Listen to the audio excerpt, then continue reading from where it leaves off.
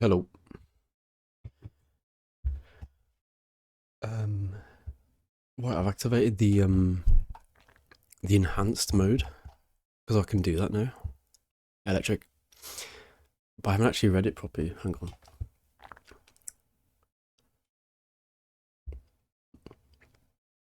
So it should yeah, we enhanced. So I mean, all it's doing is it's giving Twitch I'm basically sending every resolution at the same time. This is it. And you don't really have to do anything either. I've just selected the auto settings, but you could decrease it if you wanted. Yeah, basically. But I recommend leave auto checked. You can optionally configure these advanced options or limits you can use to constrain the amount of resources that enhanced broadcasting may use. It's important to note that these are upper limits, not a target or preference.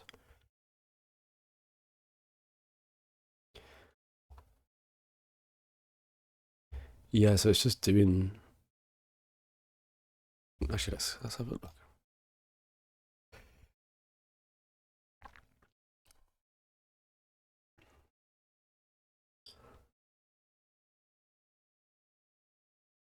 Yeah, I don't know if there's going to be much difference.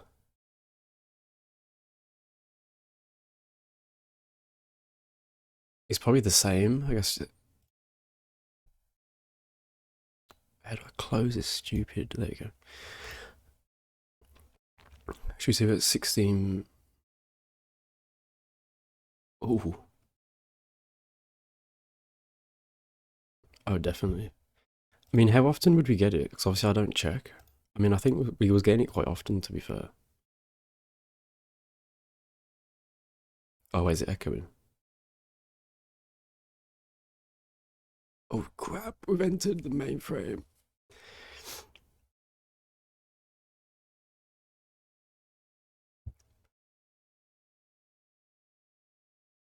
I mean, it's probably going to look the same, but maybe more consistent. Actually, no, it should. I mean, it should. In theory, it should look better, right? Yeah, I don't know what's going on right now. Oh my lord, my brain. I mean, in theory, it should be more consistent. Like,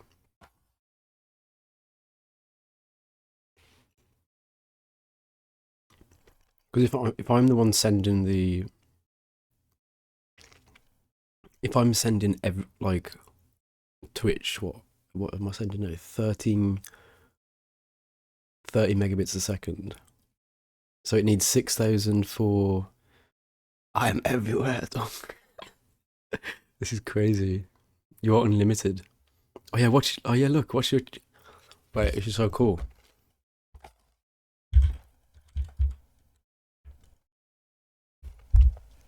Whoa, no, watch. Hello, hello, hello, hello. Oh, I get you. um, I mean, in theory, it should look better. Like, because I'm consistently sending all resolutions at all times. It should, in theory. To be fair, the 720. I mean, obviously, I don't check back, but yeah, it should, in theory, look better, I guess.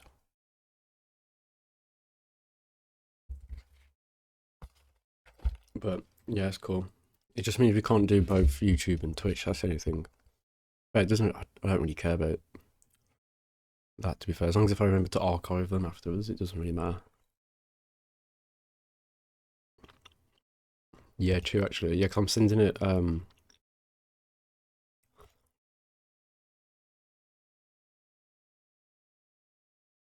So what are we on now? Okay. So 1080 is receiving.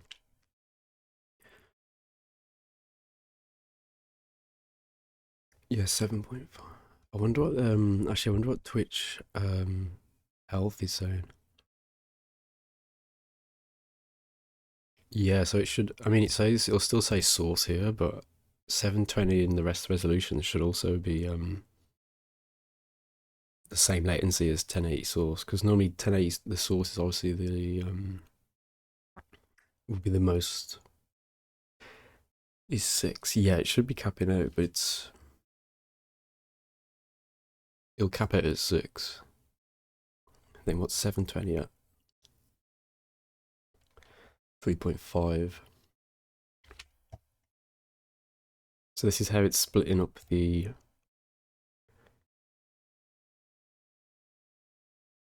Then 480 is 1. 360. 500. It looks like it's the same. I don't think it's the same. There doesn't seem to be any difference in latency between the resolutions.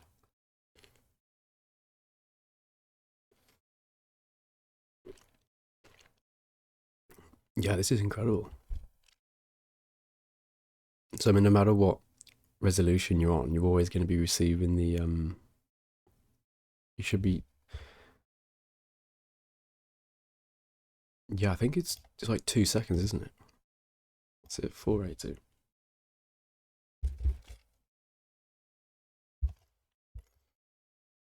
Yeah, it's the same. What's my base score? Yeah.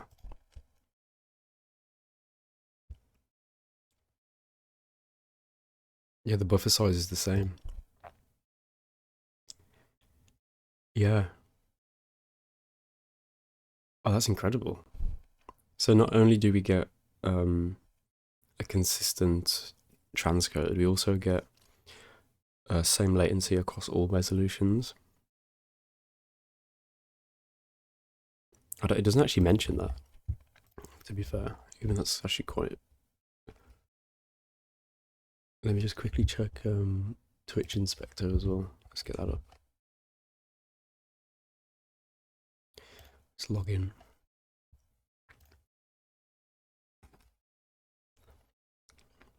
Oh yeah, oh this is beautiful. Wait. Okay, look at this. So you can see all of them here. Oh my god. So if you go to the one on the 30th,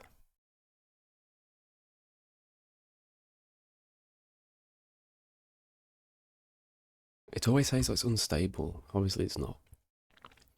And then if you go on the one now, look at that.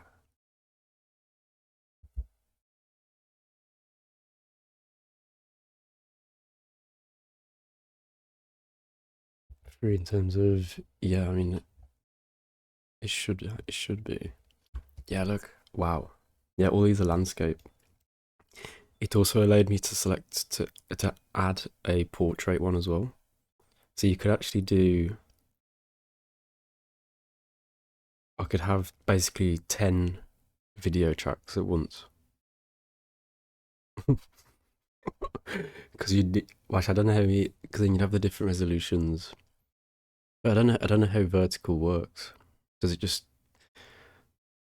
I don't know if it has all the resolutions for vertical. I don't know. I've never looked into it. And you got the average frame rates as well. Min max bit rates. So the max 1080 is getting is 8.5, and then Twitch will then cap this at 6, but it's still sending more, so that's good. 1080, yeah, that'll be the resolution. I wonder if like let's say I selected vertical and I set it up. I don't know if it's going to do like 5 different resolutions for vertical. Probably not. I imagine it'll probably only do 1080 and 720. I'd imagine.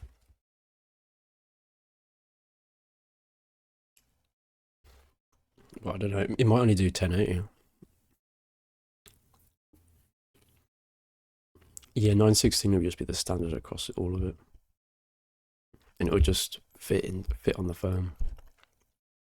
Yeah, this is beautiful. Configuration check excellent as well. So it's actually Twitch is recognizing this as stable because I'm sending it obviously way too much, but then it's like splitting it across so it's consistently stable. Because before it would just be like unstable the whole time. Obviously it wasn't, but yeah, look at that. That's where it would go down.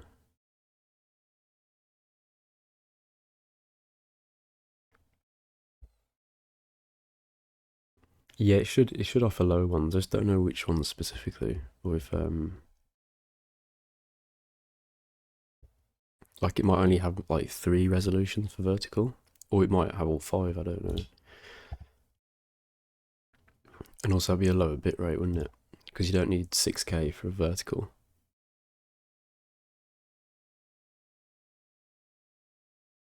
Well, actually, I don't know. Maybe there's less going on the screen. Oh, that's cool. Anyway, we'll keep that on. Lovely. Right.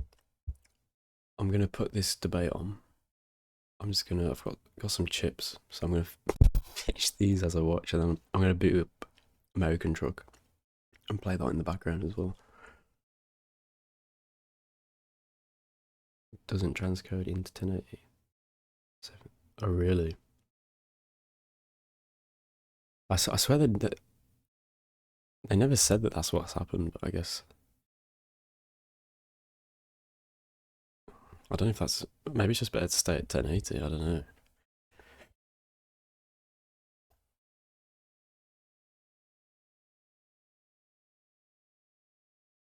720 on those. Oh, yeah, of course. Yeah, you're not worth 40p. Like, nope.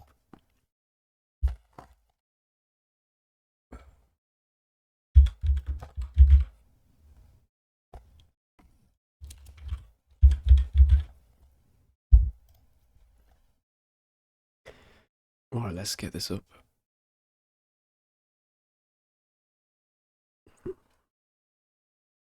It's hard to find it.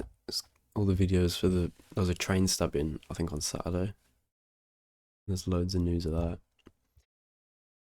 I don't know what's going on in this country anymore. Right, let's get this video up. Actually, where is the... Let me get the... Oh, I found it. Wait.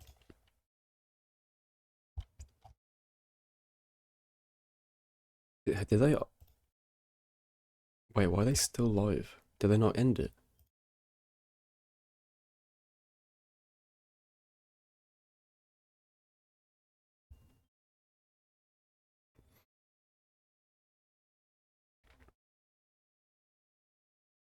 Twitch ignored the last 20 years.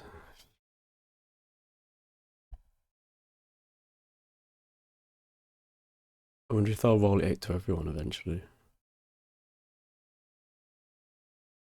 I can't find the video. Let me see if...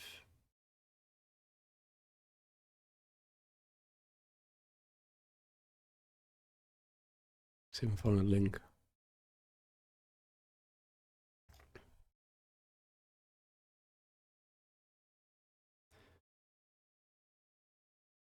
Oh wait, I think I know where I can find it. They posted it on the website actually.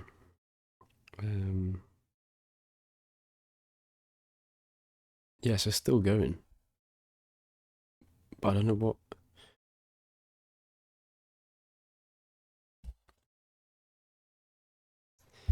Let me. I've got a link somewhere. Parliamentlive.tv.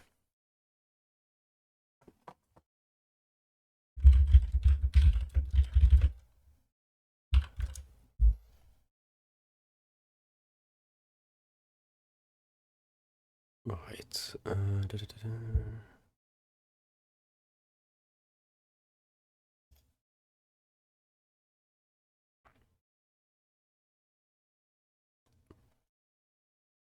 Yeah, I found it. Video games to Oh. Yeah, I just realised that. They're a bit rubbish, aren't they?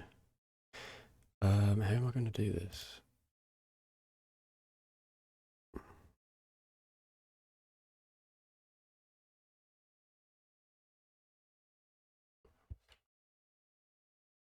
Oh, this is a bit awkward.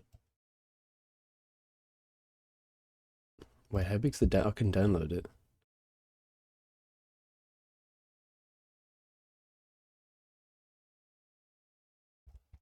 No, I'll just play it. Their web play is rubbish. I'd have to put it full screen on my other monitor. Hang on. Let me see if I can find the YouTube version.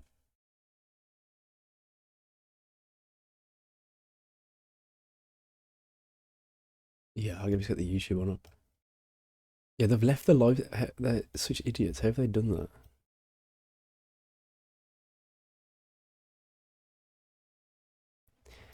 No, I was gonna. Well, no, I didn't realize. It's because I was being silly. That's why. No, it's just stuck. It's as if like OBS crashed. It's really weird.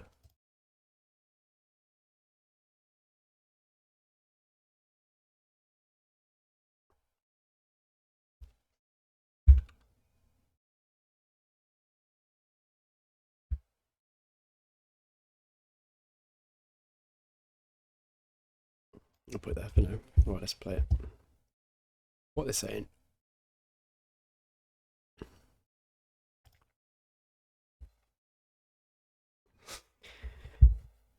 Twitch is advertising Turbo. What did you get a Turbo ad?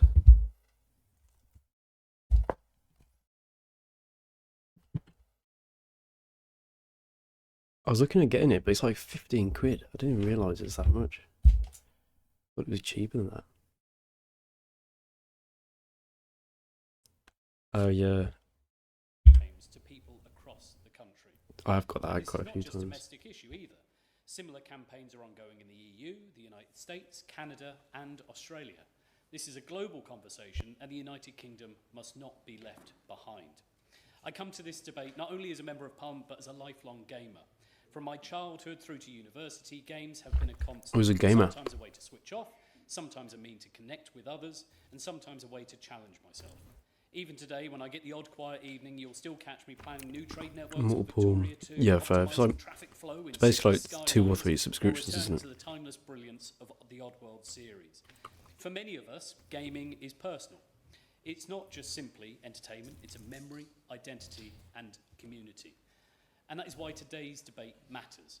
The video game industry itself contributes £7.6 billion to the UK economy and supports over 75,000 jobs. Yeah, you need to justify like studios, the 3. research, and some of the most talented creative minds. Now, if you watch multiple, then I guess it's worth it. We should value this industry not only for its economic output, but as a cultural powerhouse that shapes stories, art, music, and technology. On that point, Of course. I'm grateful to my friend for giving way. I wonder if he's aware of Cambridge-based Ninja Theory's work with neuroscientist Professor Paul Fletcher on the game Hellblade. It gives a really powerful insight into psychosis and shows how game developers can work effectively with gamers for real social purpose. I thank my honourable friend for Cambridge. This is the thing about gaming. It's not just about the creative arts, it's also about science and technology. We're trying to explain games to the people that don't play games. Not just within the UK, but across a global stage.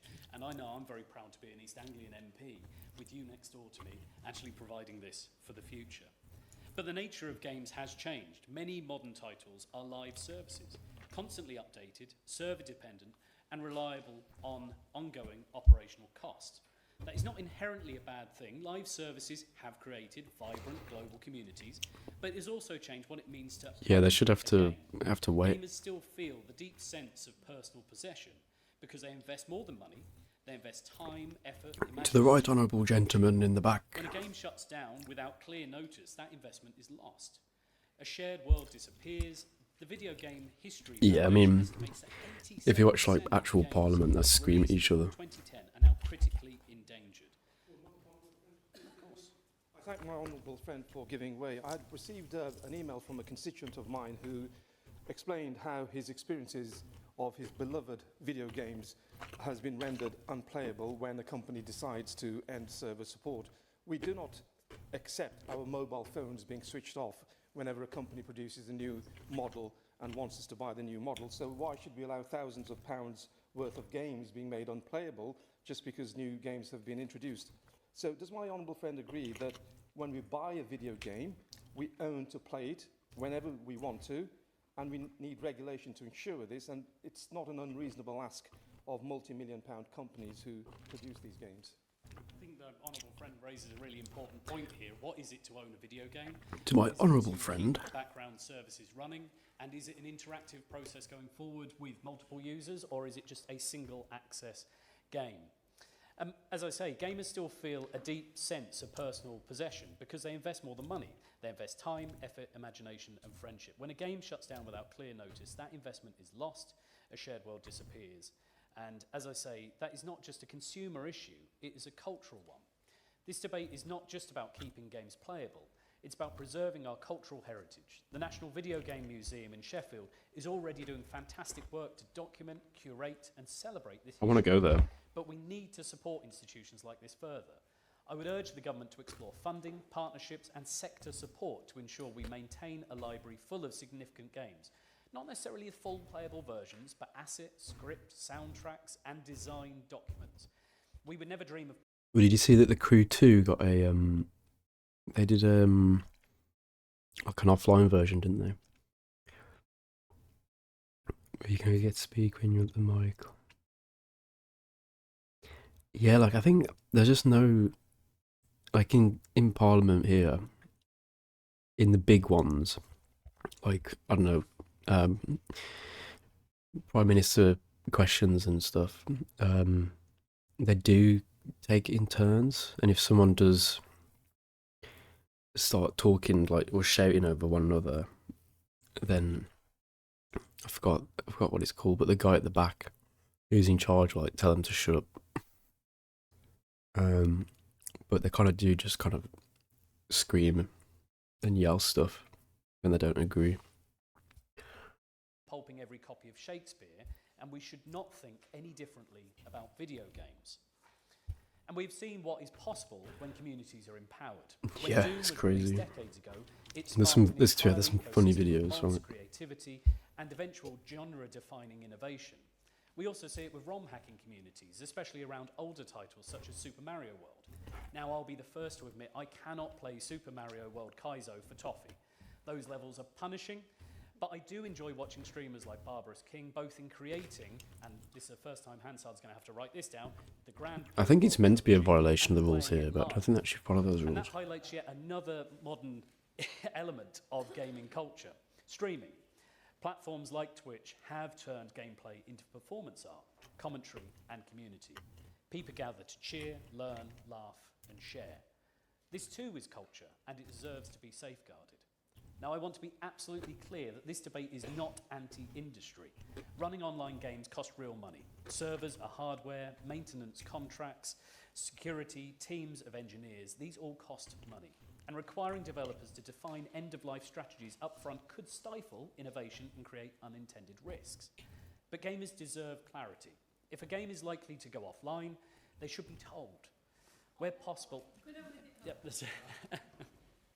constituency of Stratford-on-Avon, as in many other areas, residents are increasingly finding That's so that video rude. games they thought they owned simply stop working when online support ends, or are indeed the ownership is limited by the terms and conditions in the license. And this is deeply frustrating for consumers who have paid in good faith. So does the honourable member agree that government should ensure existing consumer protections keep pace with these changes, so that people are not left out of pocket when digital services they rely on are switched off, often without warning? Thank the honourable member for that intervention. It is really important, I feel, that when we look at consumer law... Thank you we have to for take into account the vast progress interrupting in me. some sectors. And it would be helpful if the Minister was able to look forward into that going forward. My honourable friend wants to... Yep. Thank you. I thank the honourable gentleman for giving way, and he's making a great speech. On the issue about amendment to the law, I think what it requires is a simple amendment to the Consumers Rights Act to ensure that when a game requires online support, developers must allow the purchase to continue with that support. Again, these are really practical implementations that could go forward, and I thank the honourable friend for that. As I say, if a game is likely to go offline, gamers should be told. Where possible, offline modes should be provided. When closures are unavoidable, there should be clear notice periods, and where appropriate, refunds.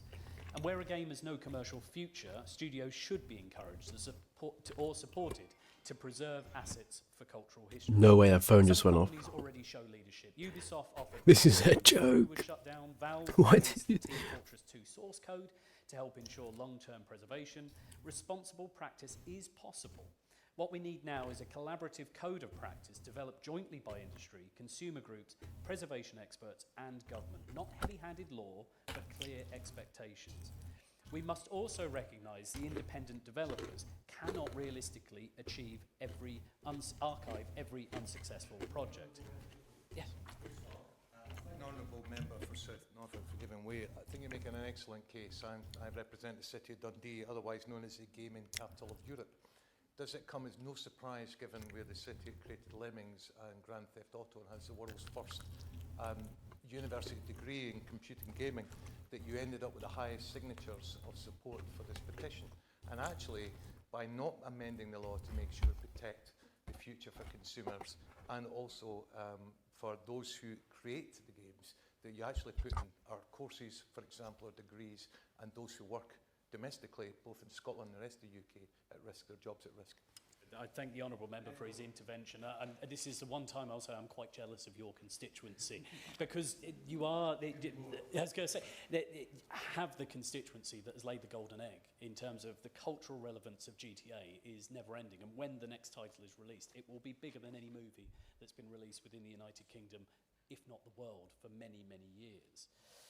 It's only 6 months away. I still can't believe that game's actually coming out. Consumer groups to establish clear expectations around shutdowns and access, to support cultural institutions like the National Video Game Museum, and to help develop an industry-led framework. Oh yeah, when GTA 6 does come out, I'm actually tempted to just wait for the PC release. I was kind of like late day one, but you know, they're too scared to let us run the mods on it. But yeah, I think I might just wait. I'm not like I used to be where I had to play games when they come out. Just have to make sure I avoid spoilers and whatever. 30 FPS, yeah.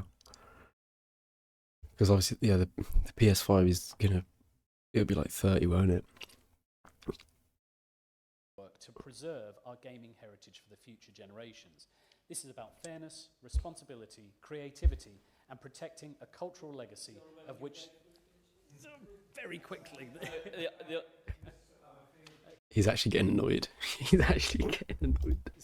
You know that you're not able to intervene having not been here at the start of Mr. Goldsborough's contribution. Ooh. And that is one of the House rules, Mr. Goldsborough. Well, on that note, Mr. Mundell, I was about to finish. This is about fairness, responsibility, creativity, and protecting a cultural legacy of which the United Kingdom should be proud. Yeah. Thank you. And I'm sure all members will, if they are going to make very... Wait for the PS6. Yeah, and that's no, I actually think the PS5 Pro will be able to... I think they'll aim for 60 on the Pro. Because Sony needs to get rid of that console, don't they? They need to sell it. Gets rejected. Yeah, because what was it, the reason? Because he wasn't here at the start or something? Very specific references to games and their various levels. We'll share that information directly with Hansard. The question is that this House has considered e-petition 702074 relating to consumer law and video games. Tom Gordon. Thank you, Mr. Chairman. It's an honour to serve under your chairship. There's been a number of instances in this place where I've had to come out, first as LGBT, then as Parliament's biggest Swiftie, and now today as a gamer. I have been playing computer games since I was a little kid. I can remember waking up every morning before going to school to plug the internet in to download the latest bits for The Sims. It's been a staple of my life. I think the points that have been raised by the Honourable Member introducing the debate, he's highlighted all the different reasons, a myriad of why people do game, whether it be to switch off, to unwind, to make friends. It's a never-ending world of wonder for people who get into gaming, and I count myself as one of them. The issue does happen. What happens when a developer goes bust or shuts down or gets gobbled up into a merger? In those instances, there's no clear responsibility of who the burden falls to host or run servers for online gaming. Now, most of the games that I played are not online, but I understand from those that do, that already we see issues where servers have gone offline or have been timing out and running out. I think we've only got to look at what's happening in the recent landscape with the gaming industry. We're seeing EA being bought up by a conglomerate, including with Saudi Arabia and others, as part of a £55 billion deal. Oh yeah, of course. Will make it off the stock market and will be owned by private equity. Yeah, I guess we'll see. We've already seen measures that they're taking to replace their developers with AI. But I think I'll just wait and play on my PC, I think. How long-term and sustainable that gaming on platforms like that will be provided to consumers. What I'd like to see, and I'm sure the Minister will be invited by many members across the House, is clearer, more tangible responsibilities from government and protections for consumers. I will give way. Thank you for giving way. It's simply a matter of natural justice that if someone has paid for a product, which is either physical or digital, they should be expected to use it for as long as they like, and the fact that the companies go bust should not make any difference to that. I thank the Honourable Member for that point, and I completely agree with her. I think there is a change in the way in which people have been gaming, and it's sort of been a silent, creeping approach over the years. I can remember, like I say, when I started playing games, most of them were on CD discs, which now is a thing of the past. You don't see those anymore, do you? There's also a particular divergence between PC gaming, which is much easier to host servers remotely or privately. When it comes to consoles, that's a little bit harder. So I don't necessarily expect the government to get into the weeds on that, but maybe setting out some clear principles that gamers can expect would be a welcome first step. So I used to do that with my for me, my RX 480. Who got in touch with me raising this debate, an important one, and everyone who signed the petition. And I can't run YouTube. Henry Tufnell. So I gotta get a new graphics card. It's a pleasure to serve under your chairmanship, and I thank the honourable members for their excellent speeches. For millions across the UK, video games are more than just entertainment. They're creative entertainment, they're a creative outlet, a way to unwind, and a means of connecting with other gamers across the world. As a cornerstone of our creative industries, the UK is one of the largest video game markets in the world, with sales reaching nearly £4.3 billion from 2024. From Harry Potter and James Bond to the British Premiership football, some of the most popular games worldwide are rooted in British culture. I'm delighted that this Labour government is backing this sector's continued growth, investing I think it is actually. In startup video. I think it might be.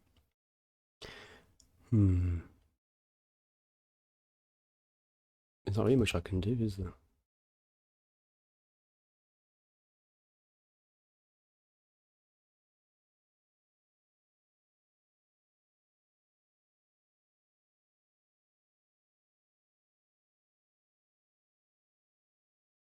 Maybe if I put it...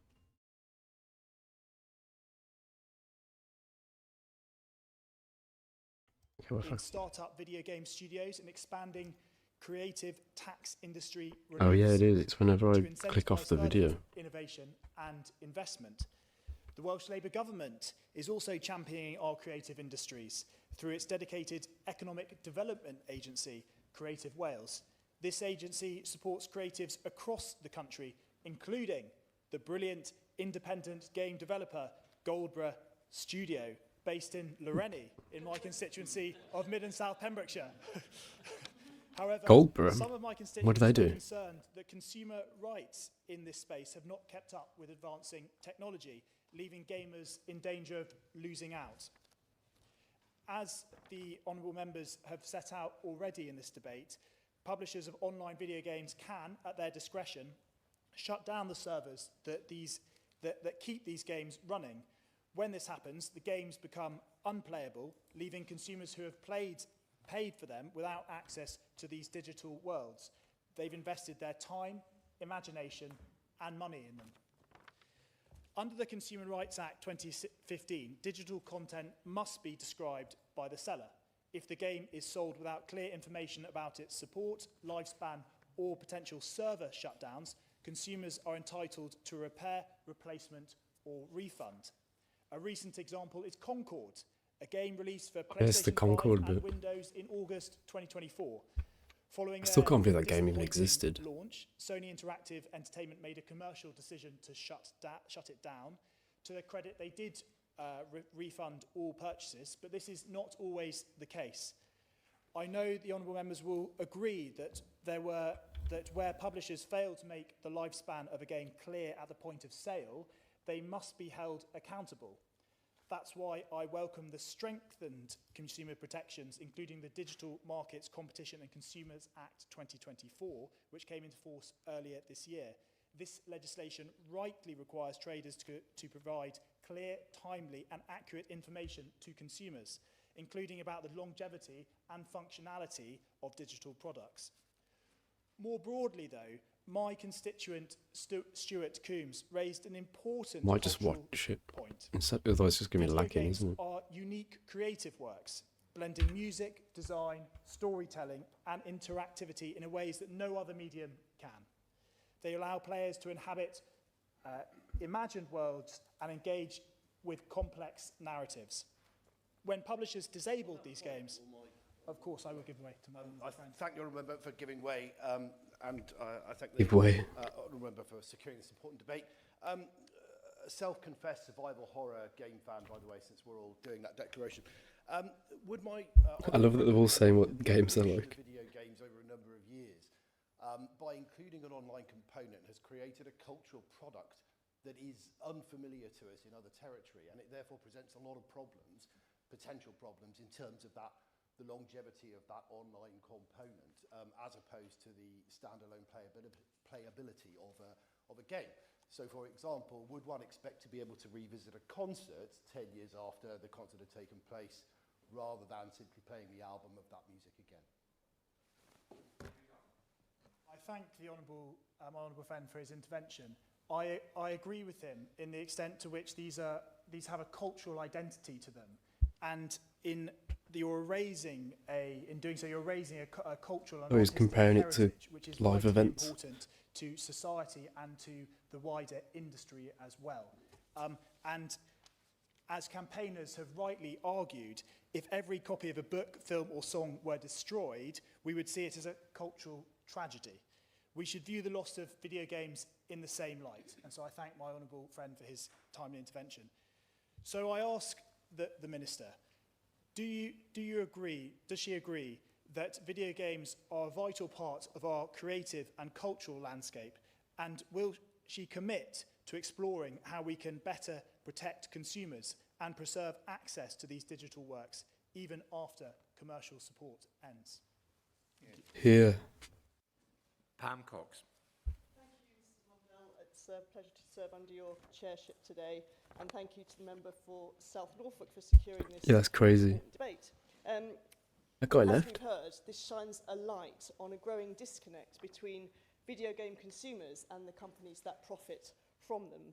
This e-petition has received nearly 190,000 signatures nationwide, and my constituency, Colchester, ranks within the top I signed 20 it. of those. And I thank those who signed it for standing up for fairness and their digital rights. Now, I should say I'm not a gamer. Yeah, maybe I'm he's in the busy. minority here, but as a parent of gamers, I have made a very solid financial contribution to the gaming industry over the years. Colchester has a thriving video game industry of its own, based around the Innovation Centre and Knowledge Gateway at the University of Essex, and the university itself offers a very respected BSc in game technology. The city also has a fantastic Got a lot of friends that did digital learning game channels, design at uni, but none of them had any Signals jobs. offers, superb short courses Seems for like school pupils. the worst Very good degree for to half-term, get. recreation, as I recall, in animation, coding, and other skills that underpin that industry. And I can't resist just saying that Colchester has another claim to fame in this space. It was recreated in Assassin's Creed Valhalla, where players are able to roam around our Roman and Anglo-Saxon heritage. I don't know if any other constituency can match that. I raise you. So this is yet another testament to our city's huge cultural importance. And it also reminds us that, as so many have said here, games are more than entertainment. They combine rich and complex design, art, graphics, and music. But what happens when that rich content is deleted? When publishers shut down servers or revoke access, consumers lose something they've paid for, often with very Yeah, that's fair. That's probably little better. hopes. And that's not just inconvenient. I think my friend said he's going to try and, because he did video game programming, and so on, but we have allowed a situation to develop so he can the use gaming that to go into industry a different where field. games are sold to consumers to play, but it's never quite clear when it's game over. The Stop Killing Games movement highlights growing frustration among players who see their purchases vanish. So it's very SKG clear that mentioned. digital ownership must be respected, and publishers should look to provide routes to players to retain or repair games, even if their official service support for these products ends. So I welcome the government's willingness to monitor this issue, not least because current laws, as we've heard, like the Consumer Rights Act, clearly do not offer adequate consumer protections from digital obsolescence. So I'd ask the Minister to review statutory protections in digital ownership and protect gamers in Colchester and elsewhere. Thank you. Yeah. Mark Sewers. Thank you, Mr. Mundell. It's a privilege to serve under your chairmanship. And congratulations to the member for South Norfolk for opening this debate so aptly. When I was elected last July, I did not imagine that one of my contributions in Westminster Hall would be on the subject of video games. It wasn't on my bingo card, or again, maybe more aptly, it wasn't in my inventory. But here we are, and I am glad we are here because This guy. while video games might not often feature in parliamentary debate, the issues raised today affect far more than the gaming industry, juggernaut though it is.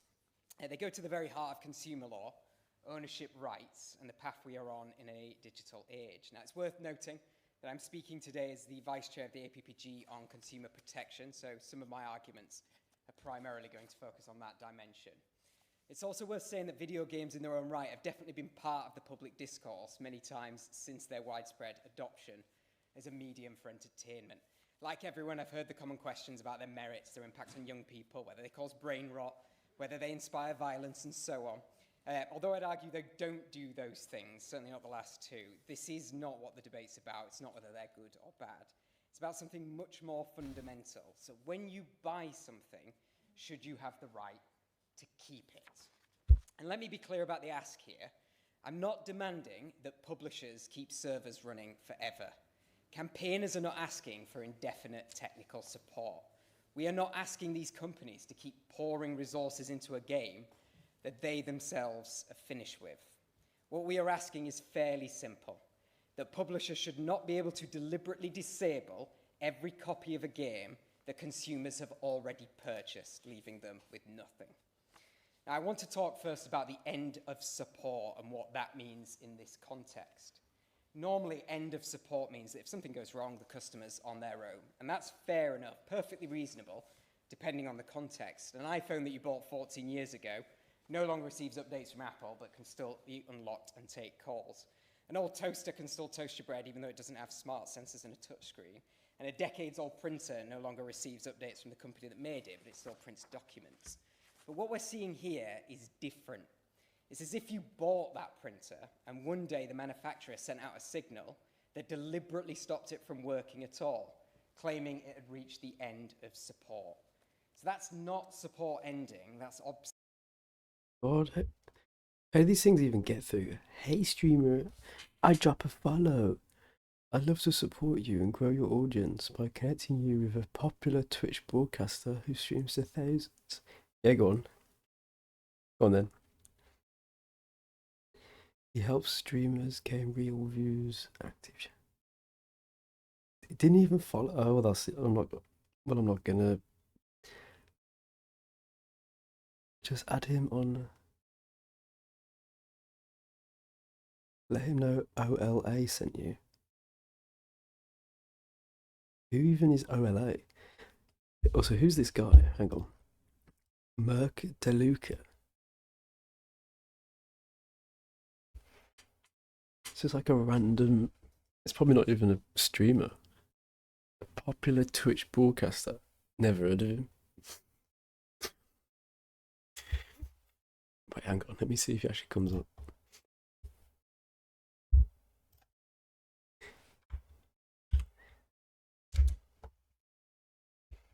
No, it doesn't even exist. So it's so silly. So popular. I've never saw him on Twitch at all. Obsolescence, which is a very different meaning entirely. Of course. Thank you. First of all, thank the member of Norfolk South mentioned Grand Theft Auto. The main developer for the new version of Grand Theft Auto 6 is Rockstar League, so I'm sure the honourable friend and myself both have many constituents who work there. But on the issue of obsolescence, many people create private servers and play the games on these private servers. I myself am a big fan of Assassin's Creed, where many of the versions have been made obsolete by Ubisoft. But the people involved can keep... They mention Assassin's Creed a lot, don't they? End of service patch that allows that to carry on. And so you effectively don't have that built-in obsolescence, and it's a very simple thing to do and should be part of consumer protection. I thank my honourable friend for his intervention. When the boundary review took place a few years ago, I was very disappointed to see that Rockstar Leeds was not drawn into my constituency. So I'm very jealous about that. However, I will say that I do still have constituents that work there. And I do agree entirely with his point. It's almost like he's read a few pages on in my speech. You absolutely can have private servers that take care of it. It doesn't require the developer to keep things running or to put their own resources endlessly into a game. 5M's a big one, isn't it? Well, I think Rockstar... And of course, as I was saying, the publisher made should 5M built into the system to ensure that the game, purchased and owned by the consumer, remains playable in some way. And it's not about burdening publishers. It's not about government overreach. It's about ensuring the publishers do not have the right to deliberately disable products that people have already paid for. If we were talking about mobile phones or any of the other things that I listed earlier, I suspect this debate would resonate even more strongly, but the principle is the same. If we don't act now, the use of this model and the erosion of ownership rights may spread to other areas. Now, history is littered with examples of governments acting too late, only to find out what could have been fixed early with minimal effort has grown into a much larger problem. I think that the warning signs are here in this industry, and to act now would be far less painful than to wait until this practice has become entrenched. And as we know, consumers are noticing. Campaigns have started. The reason we're even here today is that nearly 200,000 people in the UK have signed a petition demanding action on this specific I wonder if they'll bring up the European... The Stop Killing Games campaign, a consumer movement started by YouTuber Ross Scott, has shone the light on this issue, but not just here in the UK, across Europe and beyond. The European Citizens Initiative reached over 1.4 million signatures. I heard that referenced earlier. So it's not a niche concern of a few people, but a growing movement of consumers who feel that their rights are being undermined. Now, my office has corresponded with Ross, and I'm very grateful for the information he gave me ahead of the debate. He really is a champion of these issues. And I've done my own research too, and there are some examples I'd like to go through. The first is The Crew. This was a game released in 2014. Was he going to mention the update? 40 and 60 quid on average. Sold about 12 million copies, but it was shut down in 2024 with no way of being played. Now, Ubisoft, to their credit, did offer refunds to recent purchases, but certainly not to the original ones. And whilst the Crew one, yeah. It did have a single-player component that was unplayable when the servers went down. That's one example. Another example that Ross gave me was Lawbreakers. So this is a game that I imagine would have been popular with certain members of the previous parliament, but it survived a year before it was shut down in 2018. Babylon's Fall, no refunds, despite the game being unplayable less than a year after launch. Can't believe you said that. Absolute legend. Game, but the principle still stands. It was made, sold, and then pulled with no refunds. And of course, just this summer, it was announced that Anthem will no longer be playable from January next year, only a few months' time. As of December 23, it sold 5 million copies. and it had made over $100 million in digital revenue. An additional $3.5 million had been spent on in-game purchases, and all of that money is now gone. Meanwhile, other games like Guild Wars have been running for over 20 years and are still going strong. The point is clear, even though the industry is not. There is no standard, there's no transparency, and there's no certainty for consumers. So, in response to this petition, the government has said it has no plans to amend consumer law. And while I respect the government's position, I can't help but observe that what's happening in this space could be perceived as a breach of consumer protection from unfair trading regulations. Now, those regulations prohibit traders from hiding information that consumers need to make an informed choice. And yet, when you buy a game today, you are almost never told how long it will he's done his remain research. functional. You are sold a one-time He's purchase, doing his but job. the publisher reserves the right to terminate it at any time for any reason, of course.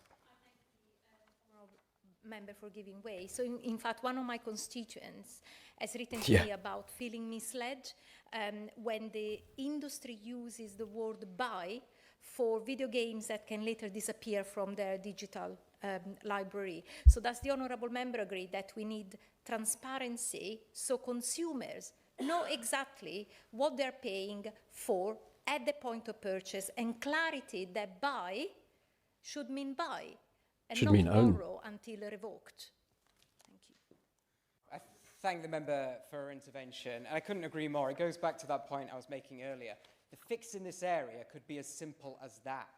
That transparency, that if you are purchasing a game, it is crystal clear that they could deactivate it at any point. However, I do want to go further and say that we need to retain something that ensures publishers make the game playable for consumers long after they have pulled support from it. Now, just briefly going back to the crew, the game did not need to be shut down. Ubisoft could have patched in offline play or allowed private servers, as my honourable friend for Leeds Central and Headingley made reference to earlier. So going forward, I think the ask from many consumers to the industry is pretty simple. If they plan to kill the game, please ensure consumers have a reasonable option to continue using their products for the single-player experience or on private servers. Some gamers, including one of my Leeds South Western Morley constituents, who I promised I'd raise this in today's debate, they've waited years for some certain games, including the remake of Knights of the Old Republic, which I'm told is one of the greatest games of all time. Oh, KOTOR remake. Imagine That game ain't coming out, is it? Interactive released the final version of this game, which I know they plan to do at some point in the future, only to then pull it a year later. How devastated those gamers would be. And that's what we're trying to stop here today. And let's not forget, we're not talking about a small, powerless industry. We're talking about publishers that generated a combined total of $455 billion in revenue last year alone, if you account for all types of gaming. So by most industry measures, the global video game sector is now larger than the film and music industries combined. Analysts at Forbes say gaming is now the dominant entertainment industry. So the costs of ensuring long-term playability are negligible when compared to the budgets of these major publishers. We're talking about tens of thousands of pounds, sometimes nothing at all, again, set against budgets in the tens or the hundreds of millions, combined with the revenue that's in the billions. So I just want to be clear once again, this is not just about video games. Our greatest fan across the Atlantic, Elon Musk, has already shown us with Tesla that features in cars can be remotely disabled, even when the original buyer has already paid for them. So this technology already exists to remotely modify products in a way that the consumer may not have been reliably informed about at purchase. So what's stopping the progression of these modifications to rendering purchases totally and utterly unusable? Do we really want to wait until our phones, our fridges, our cars are affected by this before we act in this small way on what is a relatively small area?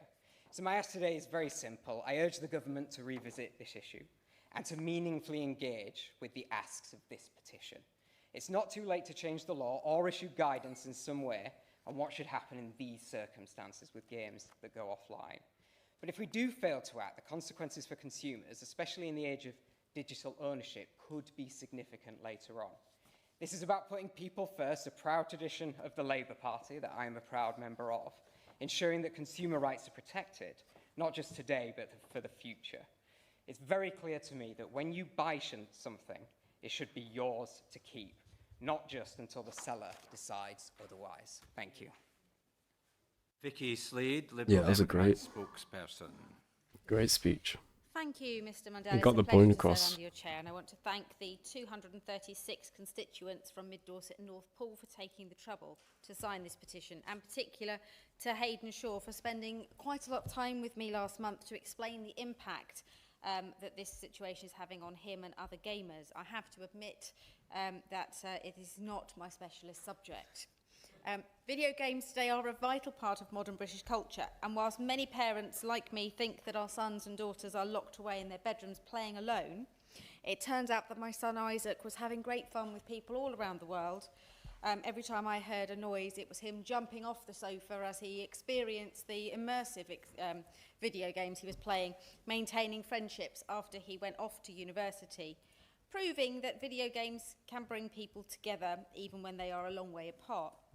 The artists, coders and other designers who create such lifelike images and develop such intricate stories for us to enjoy through our phones, computers and games consoles bring joy to millions and allow many of us to experience these places, times through history, and I would recommend Colchester in the age of empires, and when it was an original Roman capital of Britain, and alternative realities.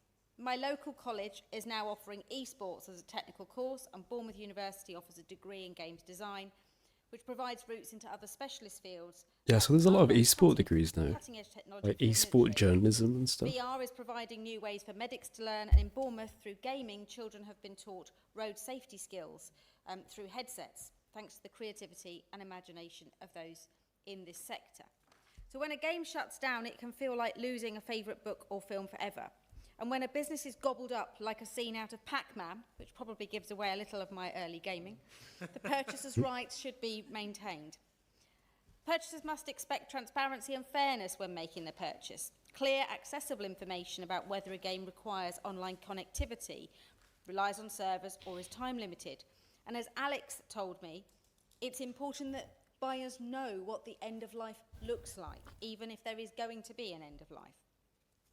The law already requires such material information should not be hidden or omitted, but in reality, according to players like Hayden, it's very difficult to find this information, and many are led to feel misled or shortchanged. The UK already has strong consumer protections, and these laws require that those products, including digital products, are described are of satisfactory quality and that sellers must not omit material information. But those protections are not well understood, not well enforced, and need to be kept under constant review as technology evolves so consumers can exercise their rights. Now, we all understand that ongoing support for titles that are no longer popular or have been superseded will eventually need to end. But to stop those that have been purchased from being playable feels like the pages of a book that was once bought but now out of print going blank after a period of time, sort of like writing in invisible ink. Or the sound of a song no longer being sold in record shops going silent. And there is additional concern in relation to the creativity behind a game, the designers and coders for whom those games are their CV. Whilst the intellectual property has moved from designer to owner in terms of control, for content to disappear is leading to concern by creatives that their work is not just being lost, but it never existed in the first place. Another issue that my constituents have alerted me to is it's bad for developers as well, because then they work on this game disabling their devices when a counterfeit that game people is can't used even often play. innocently. So imagine one's bought a second-hand game from a specialist retailer, a charity shop or an online marketplace, only to find out that it's not genuine. Now, you might expect the game to be disabled when you play it, and you'd be within your rights to take that up with the seller. But the console companies are locking down the whole console so they can't be used for anything else. And unless you get permission from that console company, your whole games console, which might have cost you £500, is completely unplayable. As we move to a digital system for music, games, literature, film and photos, now must be the time to consider risks to other sectors with their intellectual property. The best way forward is not heavy-handed regulation, but constructive dialogue between government, players and developers to strengthen clarity for consumers, encourage responsible preservation and respect intellectual property. The goal needs to be a balance of protecting consumers and creators whilst sustaining an industry that contributes so much. My constituent Philip said, I have an old gaming PC running Windows 7, now unsupported but still functioning.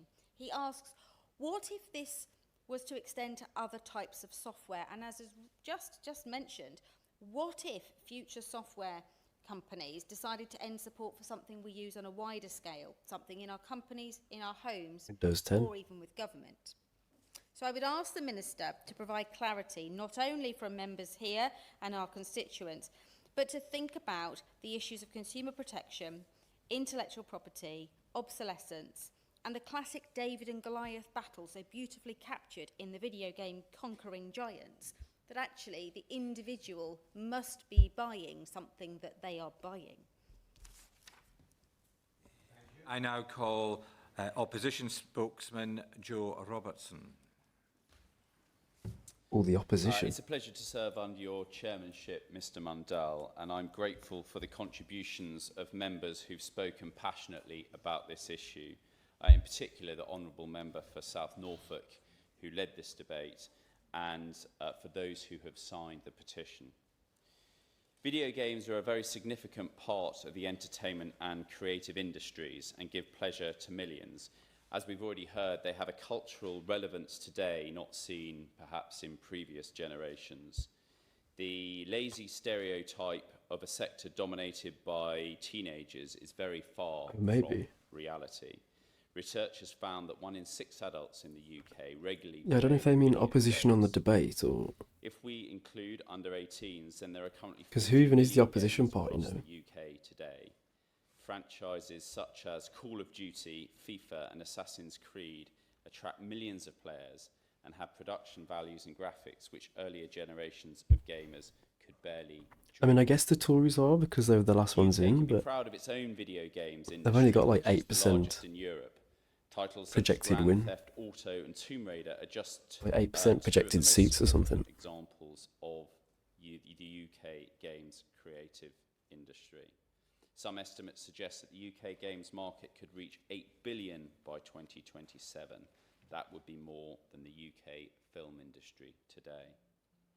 That was why the previous Conservative government... Like even the Green Party is getting more than the Tories, I think. ...created the 13.4 million Well, UK actually, no, maybe not. Games Fund, which, between 2022 to 2025 this year, supported the acceleration of growth of the UK games sector. An independent 2025 review... Whoever's doing the audio mix for this, said, everyone's voice keep going overall, we up and down. estimate that the current 3-year iteration of the UK GF will generate in the range of 30 million to 58 million in productivity benefits for the UK economy due to salary uplifts for supported video game developers. The previous government also set the right economic environment to create the conditions for growth.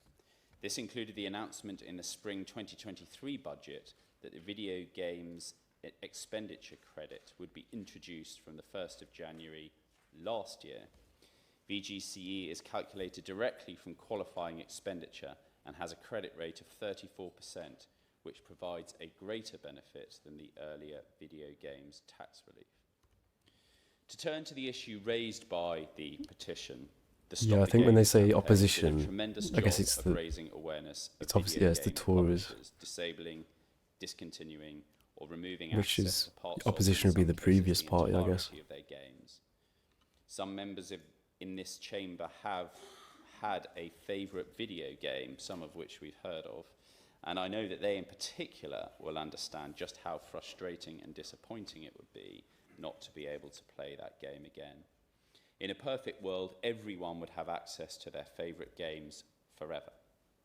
But this is not a perfect world, and we need to strike a balance between consumer interests and the burdens on some video games producers. We need to tread carefully, and in particular to avoid introducing changes which would increase the cost to successful video games companies of supporting older games which have a declining number of players, money that might otherwise be spent on developing newer, better games. But we've already heard anecdotal evidence today that sometimes we hear of games withdrawn that seem to be otherwise generating considerable profits with a considerable number of consumers without obvious reason. I give way. Thank the honourable gentleman for giving way. In my speech, I talked about the fact that there had been a recent buyout of EA. Part of that investment by the consortium is taking on large amounts of debt. So profitable games like FIFA and other titles now will have to find money to service that debt. Does he share my concerns that just lay everyone off, won't they? equity companies' capital buying up games actually might hinder the market? Actually, if they make The Simpsons Game 2, I think they'll cover that whole. Sympathise with it. It's certainly true that there are a number of different games providers, and some are backed by large money and debt. We have to be very clear to distinguish between the variety of games providers that there are out there, and I want to go on to say something about the smaller providers. In particular, the principles which underlie this issue seem to me to be clear.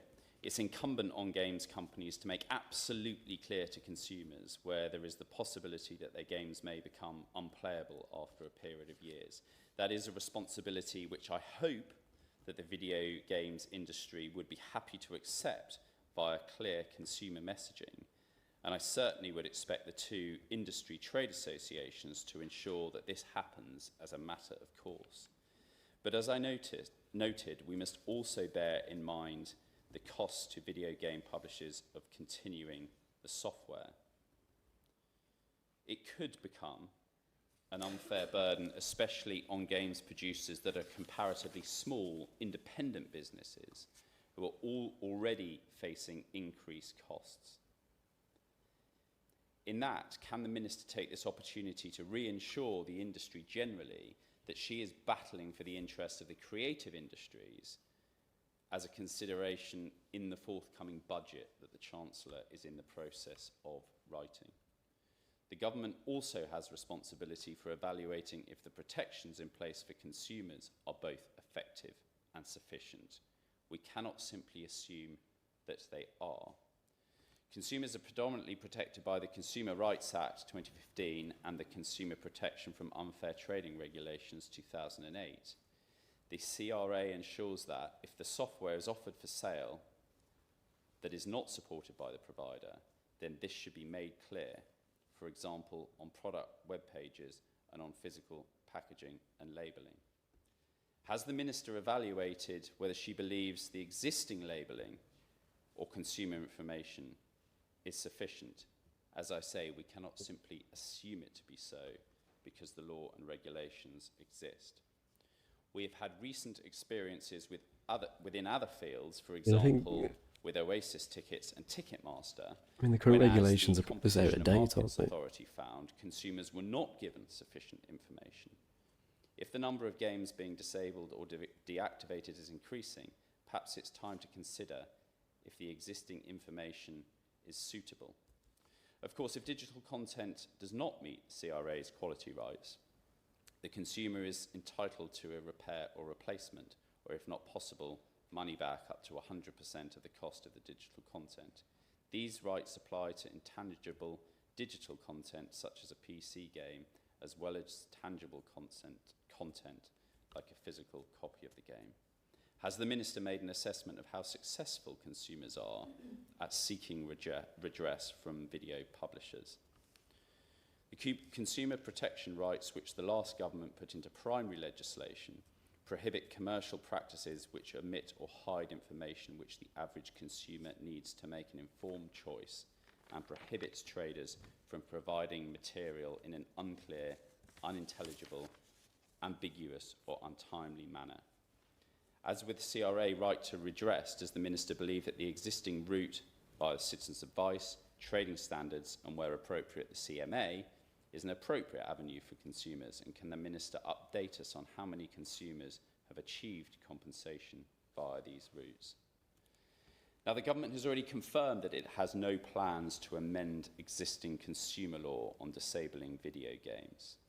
That may be a proportionate approach on the basis of what we currently know. However, the Digital Markets Competition and Consumers Act 2024 will give ministers the power to add, amend or remove a description of a commercial practice which are in all the circumstances considered unfair. Can the Minister clarify if she will be willing to use these powers in the case of video games if the evidence suggests that the industry commercial practices fall short? Will the Minister confirm that the government will ensure that the disabling of games is monitored to determine if it's increasing? And can she confirm the CMA will look at the existing information requirements when given to consumers to identify if it's adequate? All said, the previous government recognised the importance of the sector, and I hope the Minister ensures that while looking at whether more can be done to address this issue, any new measures do not stifle growth.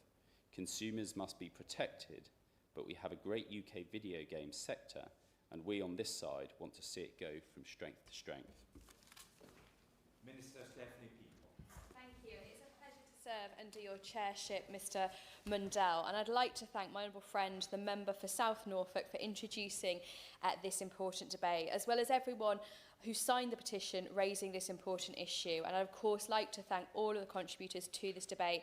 I think it's been a really interesting and thought-provoking debate to hear the different perspectives and indeed experiences of honourable members. And some of the figures that were shared during the debate, I think, really bring to life the importance of this sector. £7.6 billion contribution to the economy, tens of thousands of jobs, and indeed, as the opposition spokesperson mentioned, the millions of gamers up and down the country who enjoy gaming daily. So of course, as a government, we recognise the huge economic contribution, but also how it is a cultural powerhouse, in the words of the honourable member who led the debate.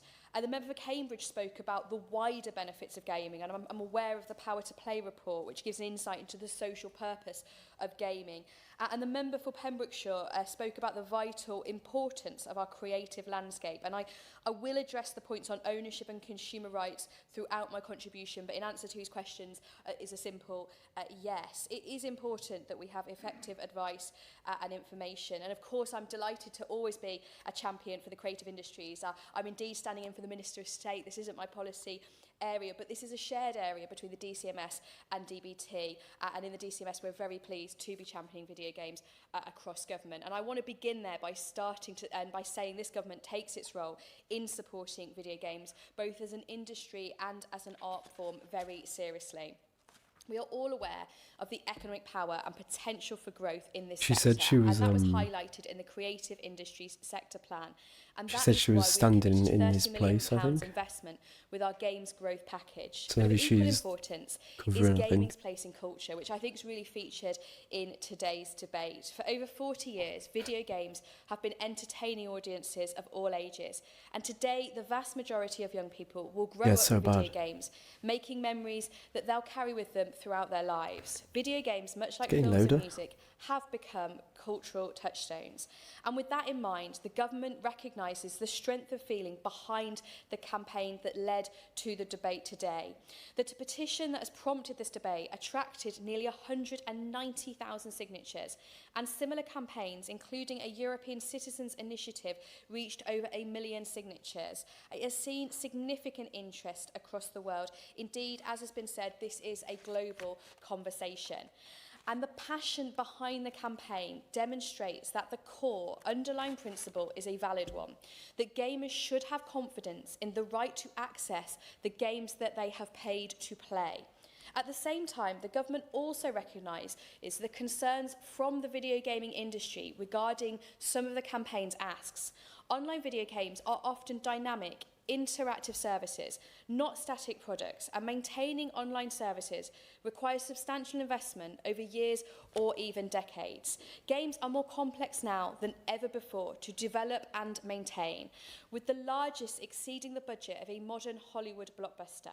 This can make it extremely challenging to implement plans for video games after formal support for them has ended, and risk creating harmful, unintended consequences for gamers as well as for video games companies. A number of members have made points around ownership, and I think it is important to note that games have always been licensed to consumers rather than sold outright. In the 1980s, tearing the wrapping on a box to a games cartridge was the way in which gamers agreed to licensing terms.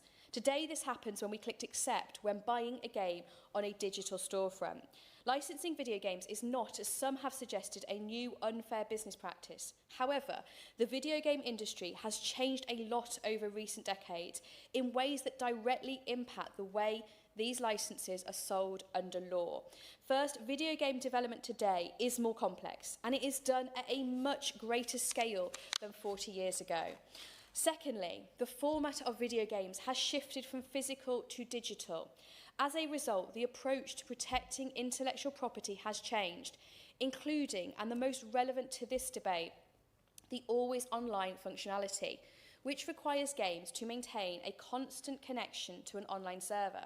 For gamers used to dusting off their Nintendo 64 to play Mario Kart whenever they like, or in my case, Crash Bandicoot on the PlayStation, without the need for an internet connection, this can of course be frustrating, but it is a legitimate practice that businesses are entitled to adopt. So it is essential that consumers understand what they are paying for, and existing legislation is clear that consumers are entitled to information which enables them to make confident, informed purchasing decisions. Under existing UK legislation, the Consumer Rights Act of 2015 requires that digital content is required to be of satisfactory quality, fit for a particular purpose and described by the seller.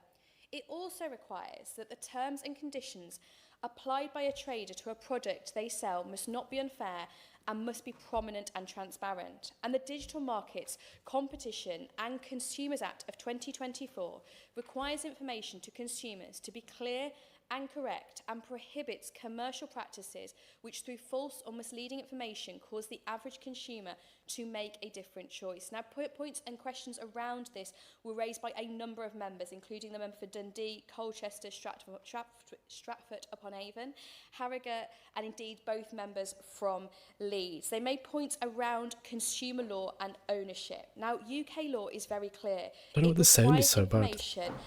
To consumers to be clear. There'll be a guy like next door mixing it. The government is clear. The law works, but companies may work need experience. to communicate better. And I think in response to a point made by the honourable member from Leeds South West, this is particularly important in cases where projects fail or games have to be pulled shortly after launch, that the information provided to consumers is clear and is timely. Now, further to this, I understand the campaign argues that rather than just providing clear information, games should be able to be enjoyed offline after developer support has ended, either through an update or a patch, or handing over service to the gaming community to enable continued online play. In other words, mandating the inclusion of end-of-life plans for always online video games. The government is sympathetic to the concerns raised, but we do also recognise the challenges in delivering this from the video game industry perspective. First, this would have negative technical impacts on video game development. It is true that there are some games where it would be relatively simple to patch an offline mode after its initial release. But for games whose systems have been specifically designed for an online experience, this wouldn't be possible without major redevelopment. Requiring an end-of-life plan for all games would fundamentally change how games are developed and distributed. While that may well be the desired outcome for some campaigners, it isn't right to say that the solutions would either be simple or inexpensive, particularly for smaller studios. And if they prove to be too risky or burdensome, this could discourage the innovation that is the beating heart of this art form. Secondly, this approach carries commercial and legal risks. If an end-of-life plan involves handing online servers over to consumers, it isn't clear who would be responsible for the regulatory compliance or paying third parties who are providing for services. It could also result in reputational harm for video games businesses who no longer officially support their games, but where illegal or harmful activity takes place. The campaign is clear in its statement that it would not ask studios to pay to support games indefinitely, but it is hard to see solutions to these issues which don't involve significant time, personnel, and monetary investment. And finally, and perhaps most importantly, from the perspective of gamers are the impacts of safety and security. Under the Online Safety Act of 2023, video games companies are responsible for controlling exposure to harmful content in their games. Removing official moderation from servers or enabling community-hosted servers increases the risk that users, including children, could be exposed to this content. Security threats could also be more likely with player data no longer be protected on official servers. So whilst the government is of course supportive of those businesses who are able to implement end-of-life plans voluntarily, we do not think that a blanket requirement is proportionate or in the interests of either businesses or consumers. We believe that our role is to ensure that those selling games and those purchasing it are clear about their obligations and protections under UK consumer law. I want to briefly touch on the subject of video game preservation, which is an important issue for the gaming community and one that the member for South Norfolk rightly spoke about. The government recognises the cultural value of games and actively supports initiatives that promote and support it, whether that's cultural institutions such as the National Video Game Museum and the London Science Museum, digital distribution platforms, or individual video games companies donating their games and hardware to preservation organisations. We recognise that preserving games can be uniquely complex, particularly where they rely on specific hardware or software to function as intended. We welcome ongoing discussions between the industry, national museums, libraries and archives on developing standards for game preservation. And we encourage video game developers and publishers to continue considering preservation efforts when developing, releasing and supporting their games. In the government's response to the petition, we pledge to monitor this issue and consider the relevant work of the Competition and Markets Authority on consumer rights and consumer detriment. Whilst we do not think that mandating end-of-life plans for video games is proportionate or enforceable, we recognise the concerns of gamers about whether information on what they are purchasing is always sufficiently clear. With that in mind, the DCMS as the lead department for video game policy and DBT as the lead department for consumer protection have engaged the Chartered Trading Standards Institute. The Chartered Trading Standards Institute maintains the Business Companion, a guide for businesses on complying with consumer law in relation to digital content. Following this debate, our two departments will consider the case for asking them to develop guidance which could help businesses ensure that the information provided to video game consumers accurately reflects existing consumer protections. It is vital that we take into account the rights of consumers while continuing to support the growth of our world-leading video games industry and its benefits for the wider economy. So I'd like to once again thank all members who spoke this afternoon, to everyone who signed and engaged with the petition to enable today's debate to take place. Thank you. And I now call Ben Goldsborough to wind up the debate. Thank you very much, Mr Mundell. And I want to thank all members that took part today, also all the petitioners as well. I think what we've seen today, if the Honourable Member for Strangford was here, I could say every part of the United Kingdom was represented, but we nearly got there. And what it shows is the benefit of the video games industry to our economy, but also to our culture.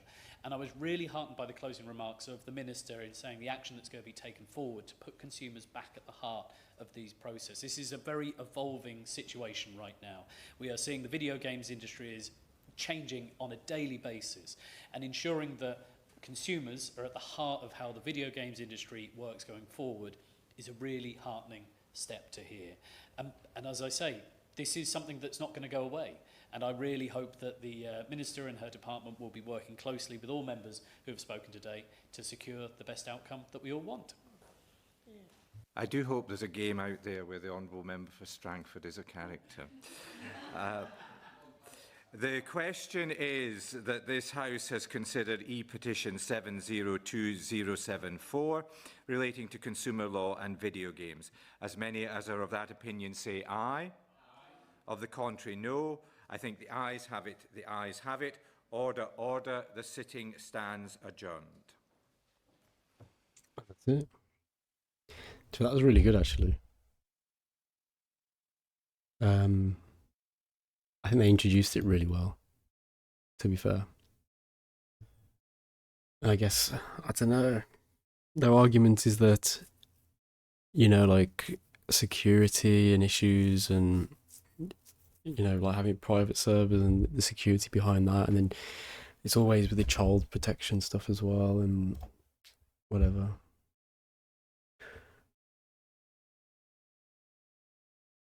Yeah, I thought it was gonna be like rubbish.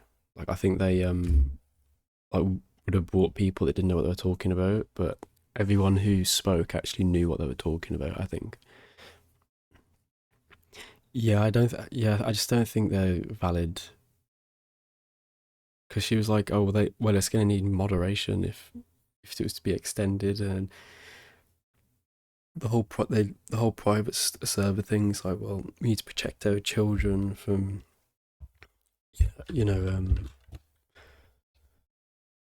safety online and whatever. But I don't think that's. I think if there just needs to be a standard in place, isn't there? Yeah. Yeah, so well, yeah, I think their argument then is that they can't be self-moderated because then it's against the Child Safety Act or something.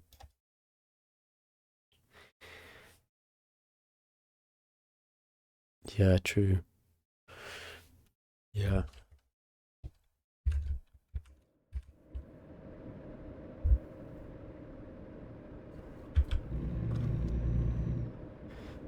I mean, I guess that's the end of the debate. Because I think prior to it, they said there was no plans to update the consumer law. But I think that's quite an important thing that may have to be updated, I think.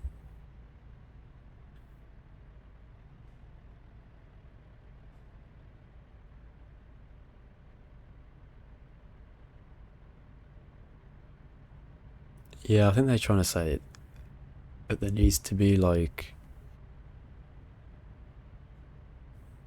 a company moderating it. Like if they were to extend servers, they're like, oh well, they need. I think they're trying to say, oh, there needs to be, you know, proper moderation. Yeah, exactly.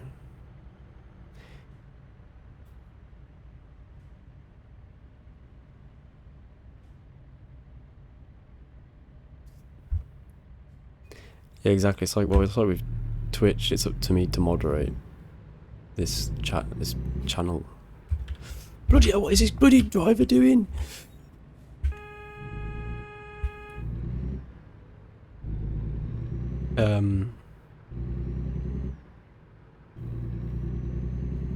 Yeah. I think they got the point across of, you know, when you buy something, it needs to be more clear about what you're buying, and you know, if a company doesn't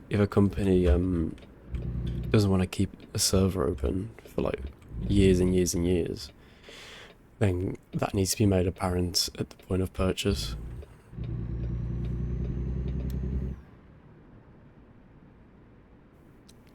Yeah, I think that was my fault actually.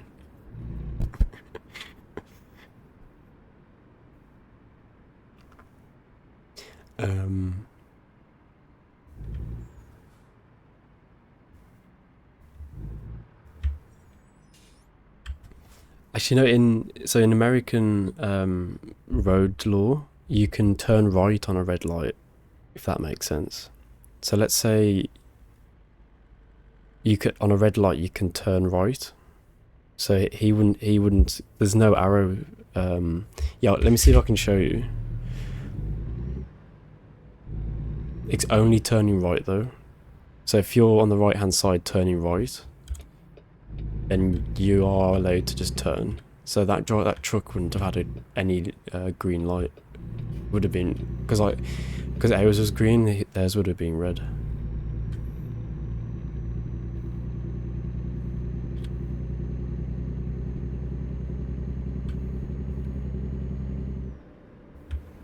I'll see if I can. Oh, we're going onto the motorway.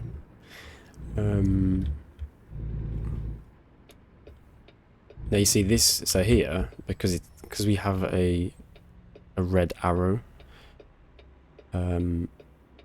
I can't turn on a red light. Settings, I'll show you.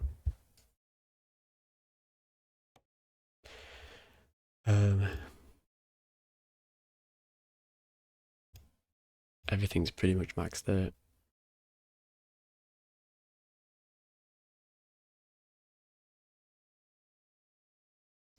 Yeah, I don't think I can actually, can I just, no, everything's unmaxed. I've got an FPS limit on as well. Go to Ultra, let me have a look.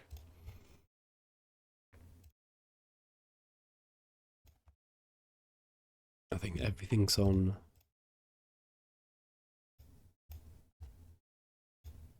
Yeah, everything's on the highest. Let me check.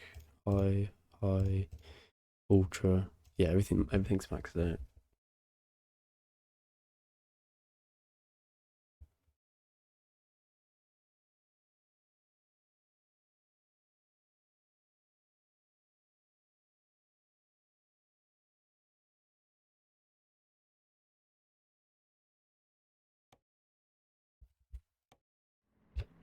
I'm getting like, oh crap, like 80 FPS on this one.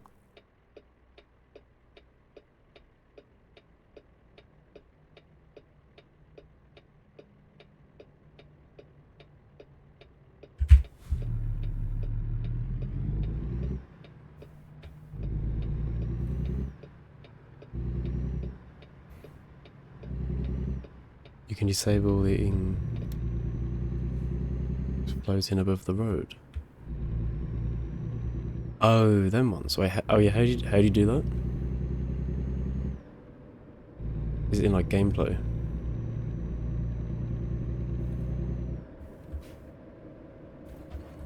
Let me have a quick look.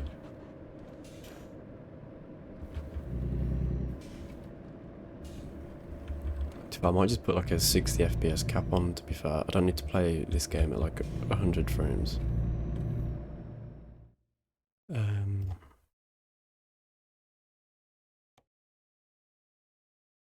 Is that what they're called?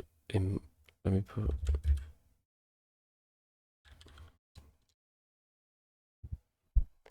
Yeah, it's fair. I mean, I never knew you could. Oh yeah, show blockers. Yeah, there we go.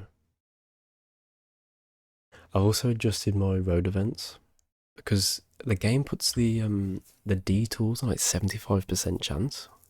Like detours are not that common, and I think rain's on was on 4%. So I've increased rain to 15, and then detours and random on 25.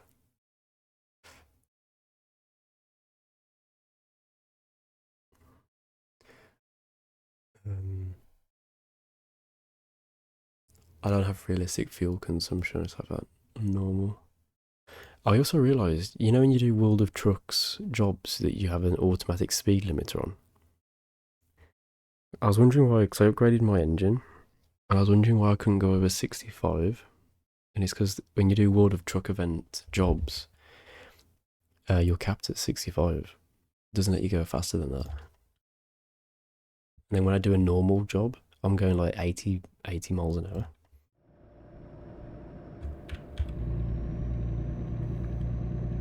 From the vehicle. Oh yeah, I think on Euro Truck I have that turned on, I think. Let me have a look. It should be under here somewhere. Yeah. I don't know also, I can't remember what I had it on before. Or just put it on 40 meters.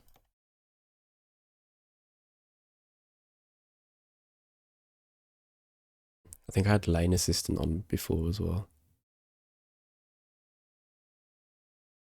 Yeah, I only figured it out like over the last few months, I think. Rain sensor of automatic windshield wipers. Automatic blinker turn off, yeah.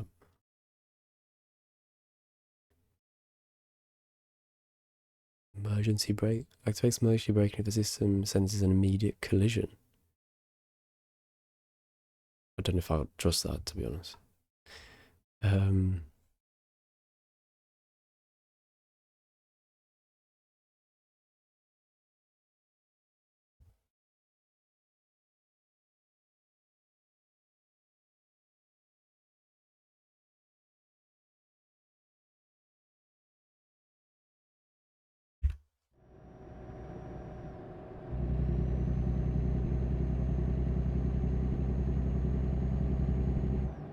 For no reason.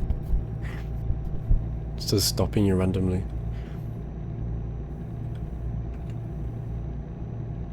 This is quite a heavy load, to be fair. I didn't realise. It's quite long as well.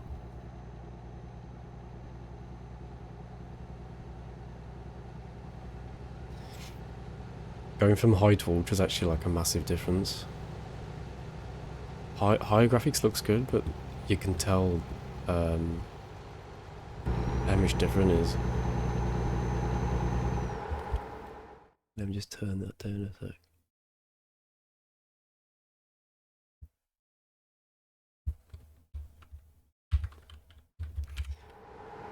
To be fair, I just prefer to break myself, to be fair. Unless I'm looking away from the game.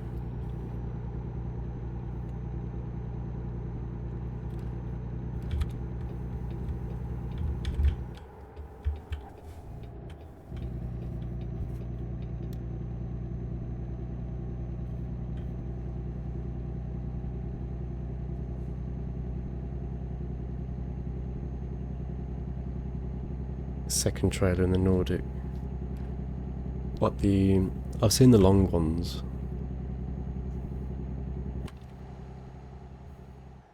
I don't think I've had a long trailer in a while though.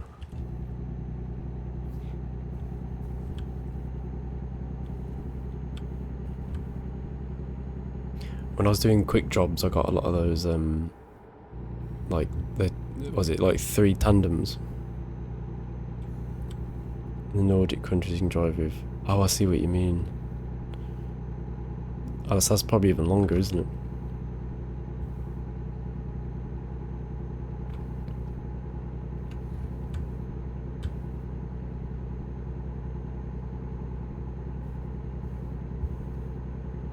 I've been enjoying American Truck a bit more. I think it's just it's just like the map's really good, and I haven't even tried out the newer DLCs yet. Yeah, see, it's capped at 65. It doesn't go quicker than 65 on World of Trucks.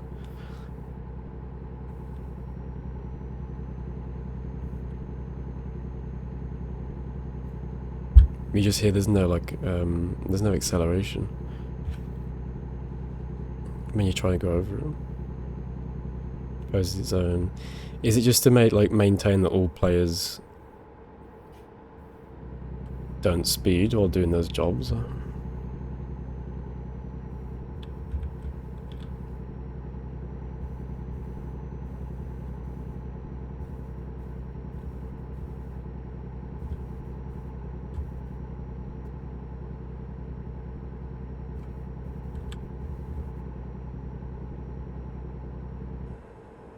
Oh yeah, down a hill, yeah, just not. Like, I think if I was at like 70 now and you try and accelerate, there'd just be no acceleration at all because of the speed limiter.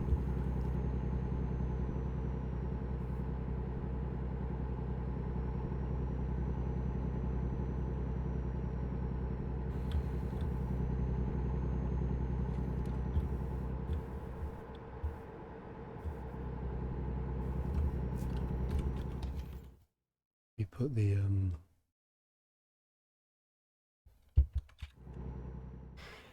Truckers FM.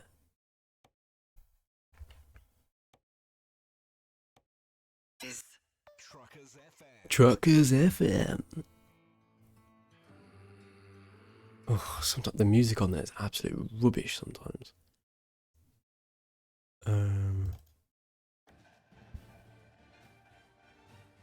What the hell?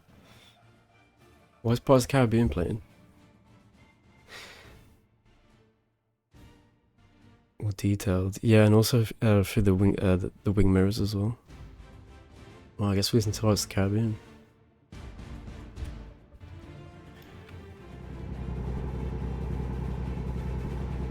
Wait, is this like a remix? Yeah, rest in peace, VOD. I'll have to trim it. Whoa, what's this song?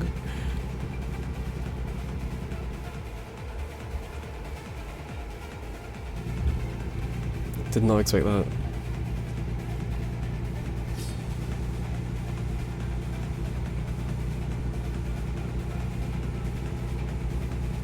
I bet someone requested this song.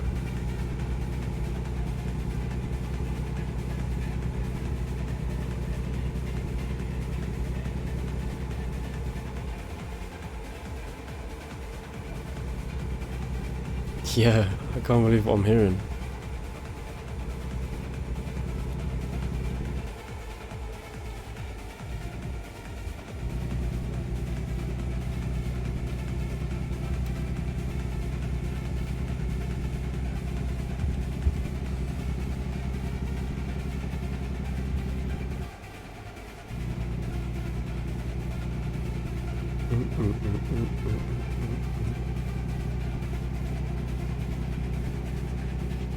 Next time you ask Alexa to bark like a dog.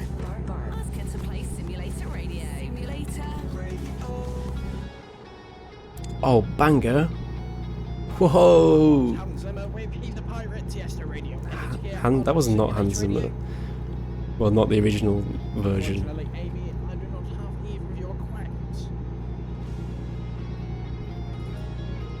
Here on Simulator Radio, you are currently listening to Finley. We have got 40 minutes left together. And this is Guns N' Roses with Sweet Child of Mine.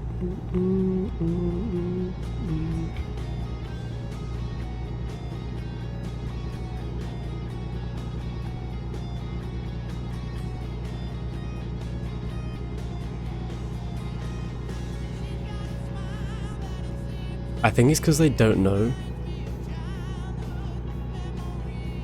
I don't think they're checking Simulator Radio, are they?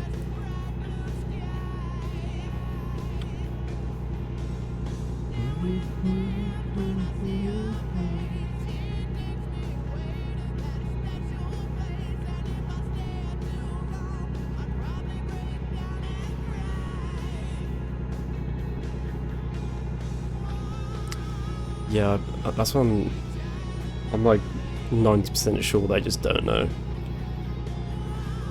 Or they have a license to play that, but I don't think so.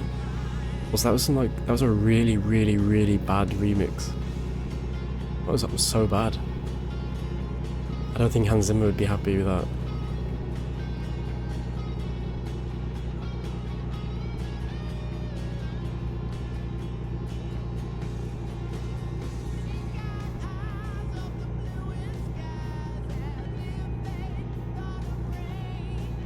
Don't need any fuel.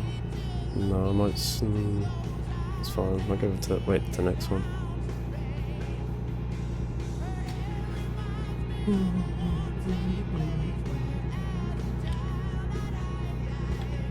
Yeah, we got like 3/4.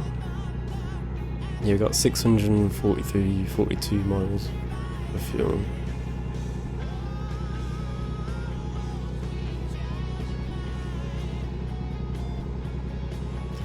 I recently upgraded this truck. I put like a new body on it. Upgraded like the transmission and the engine as well, so it's quite rapid. Just not on all the trucks. I think I might design my own paint job again, I think. I don't know what to put on it though. No, I can just put it on like the Steam Workshop.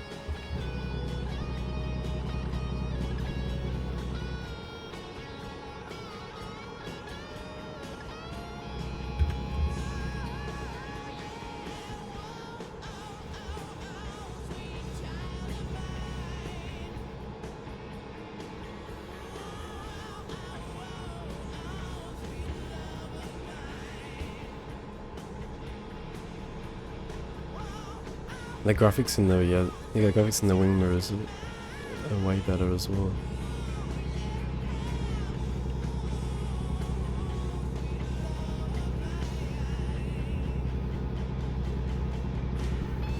Yeah, I guess the one thing with American truck is the roads are just kind of straight.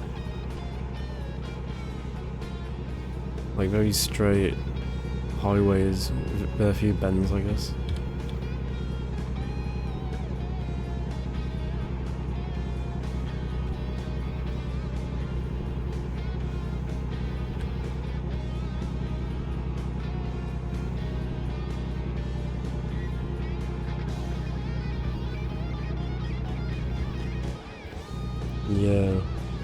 when you play Euro Truck, you actually feel like you're in different places, but I actually don't know where I am right now. I think I'm in like the east, northeast.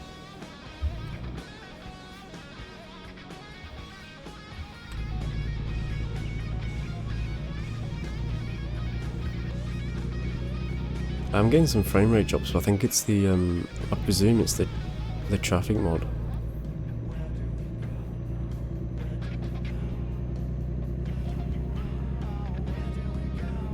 Yeah, like you can tell what country in Euro Truck.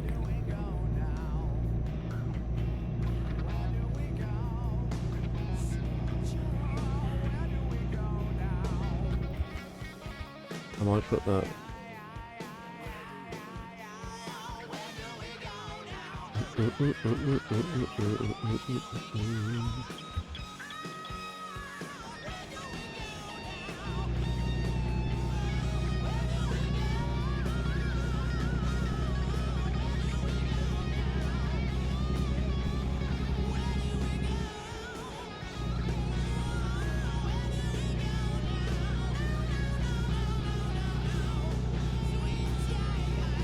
Yeah, that frame rate cap did not work.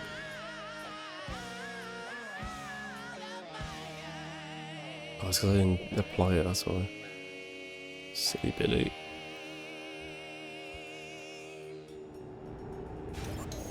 Simulator Radio.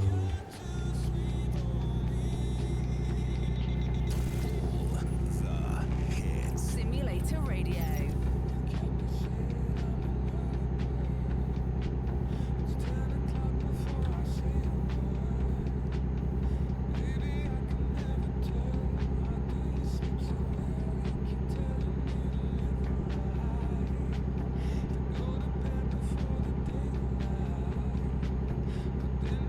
Yeah, it hit like, it like hit 60.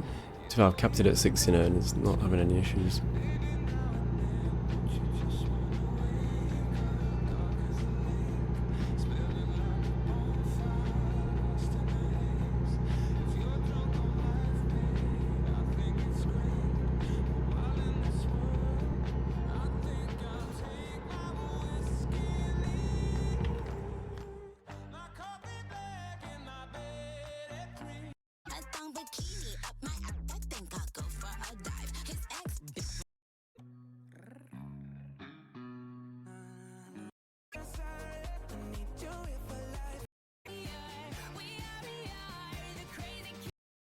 Car shopping can feel like a guessing game. Is this really the Car best shopping can price? feel like a Should I guessing buy game. now? With Car Gurus, you don't have to second guess yourself. Car Gurus gives you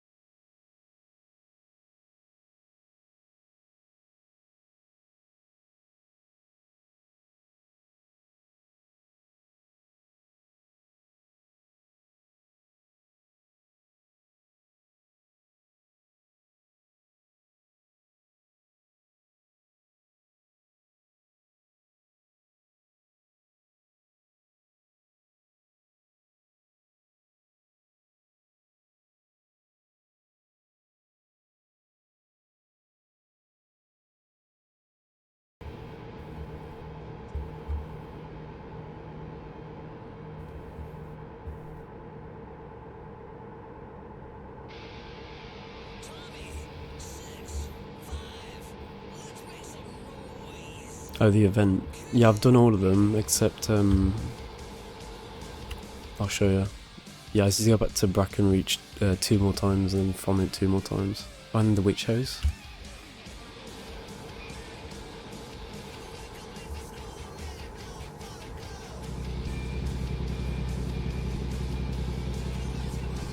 This is in the Beastie Boys. I played. Yeah, it's quite. Oh crap! It's quite nice with a controller because you can obviously turn corners quite smoothly. Whereas on a keyboard you're kind of like tapping, aren't you?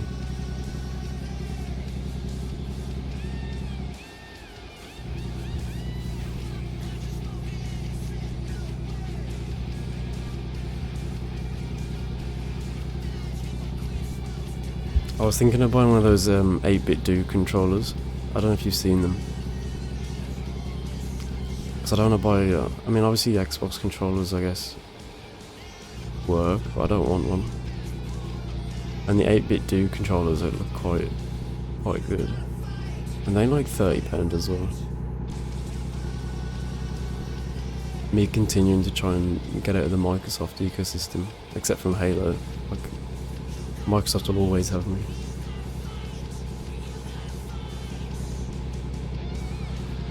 I'll just have to, when the Halo remake comes out, I'll just disable the Xbox stuff.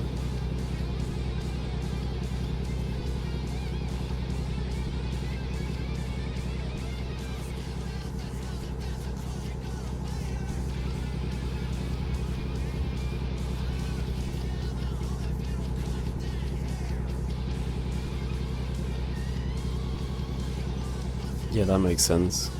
I think you probably need them. Need to play those games with a controller. It was like My Summer Car.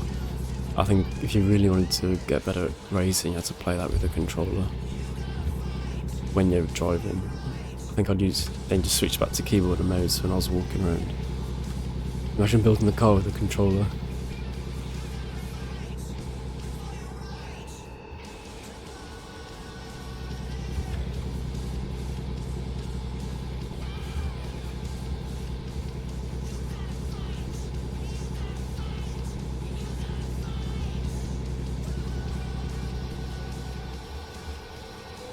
Yeah. Oh, I can bypass the way station. Oh yeah.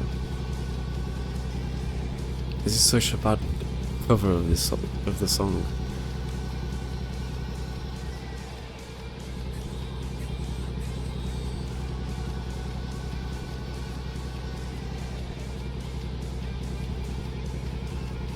It sounds like a knockoff Motley Crue singing Beastie Boys.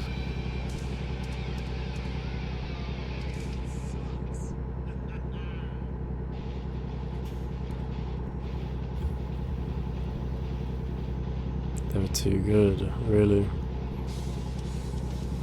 Probably messing up all the timings and everything.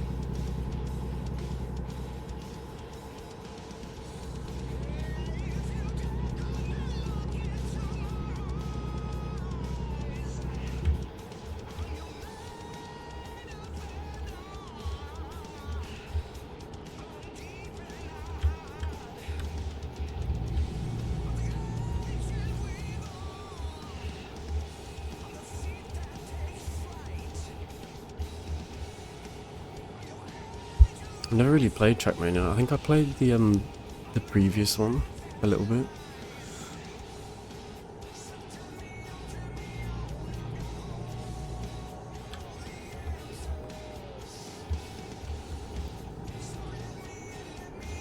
The one thing with the American truck map, I think that once I fell through the map, I think.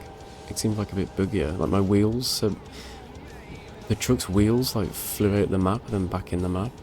So my truck went flying. So it seems sometimes like a bit buggy.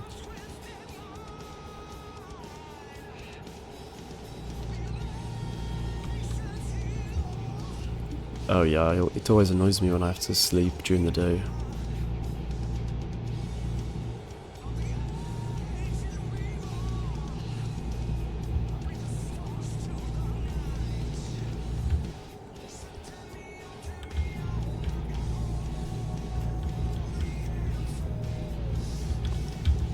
Like, yeah, imagine if you bought DLC and only played the DLC at night time. Do you know what I mean? There'd be no point, would there? Oh, look, this slow coach.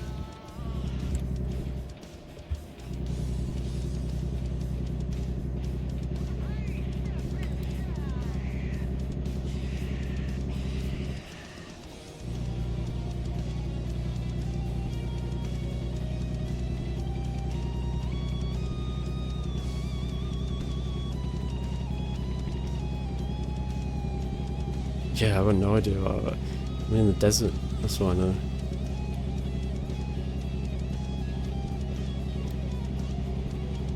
Like, let's say you buy all the DLCs and only play at night time. Like, you just wasted your money. Like, you could be in any one of those DLCs and you would not even know.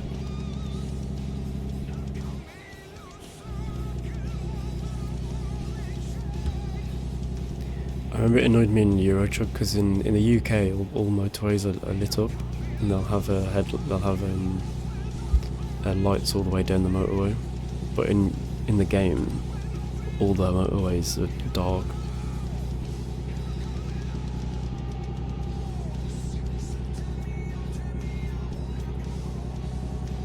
Yeah.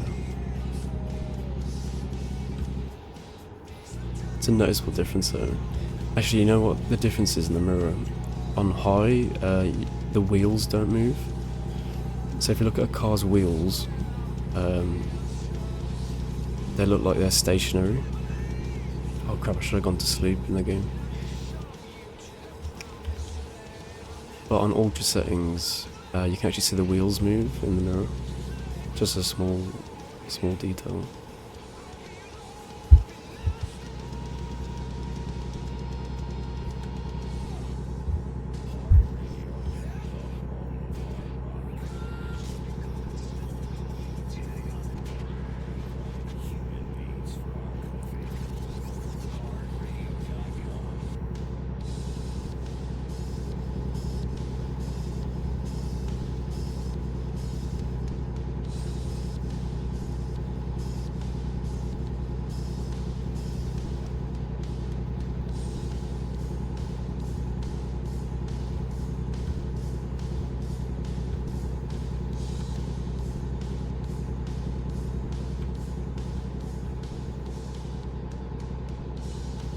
Yeah, you'll rarely ever look at it, will you? I just remember looking at the mirror and the car looked like it was like hovering across the ground.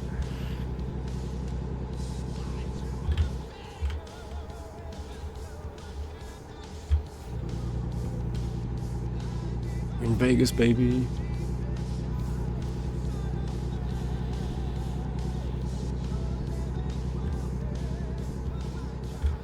There's another rock radio. Let's have a look. Ooh, classic hits.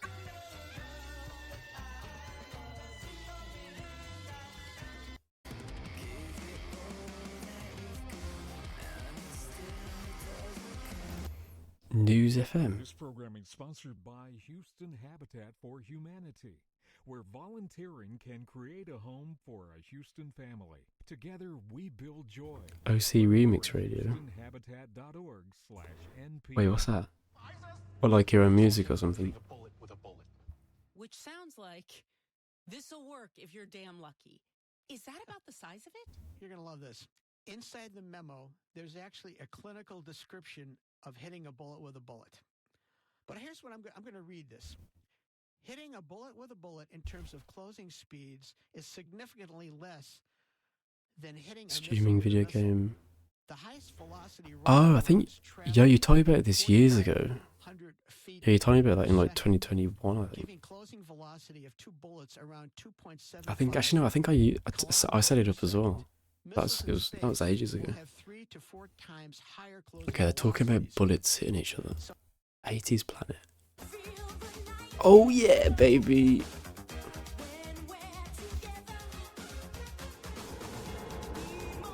Yeah, I think I set it up when I played Euro Truck on stream once.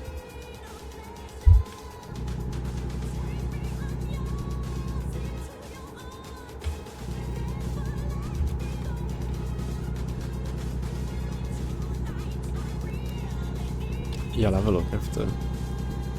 Yeah, I think I remember setting it up.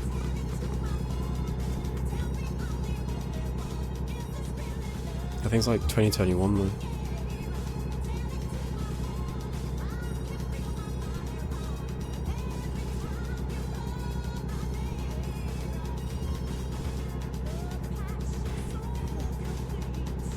Yeah, it was a while ago. It does ring a bell though. Crap, I've got to sleep. Actually, I'm quite close actually, it doesn't matter.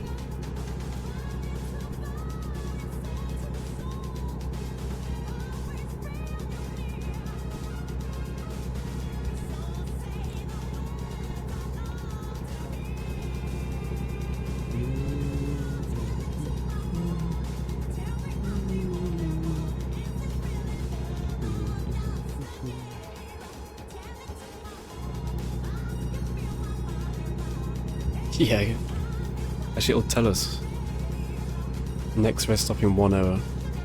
Okay, yeah, we'll make it, we're fine.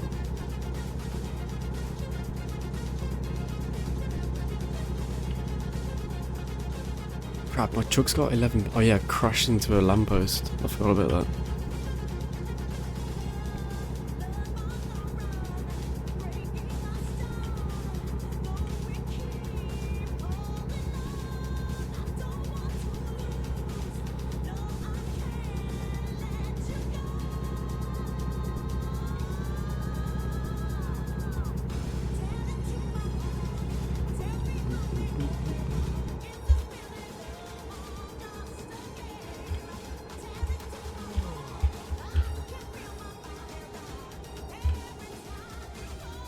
Oh yeah, definitely. A long time ago I was playing Euro Truck and I fell asleep. I just started like falling, like dozing off. And then I wake up like 30 seconds later and I've crashed the whole truck into like the side of the road.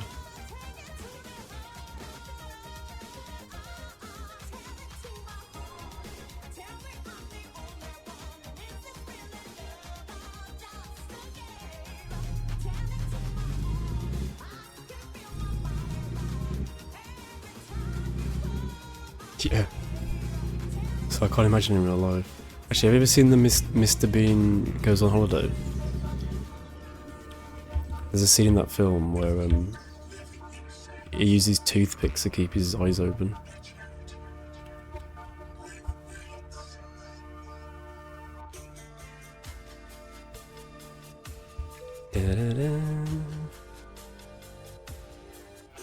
Yes, yeah, there's a scene where he's driving the car and he puts toothpicks in his eyeballs to keep him awake.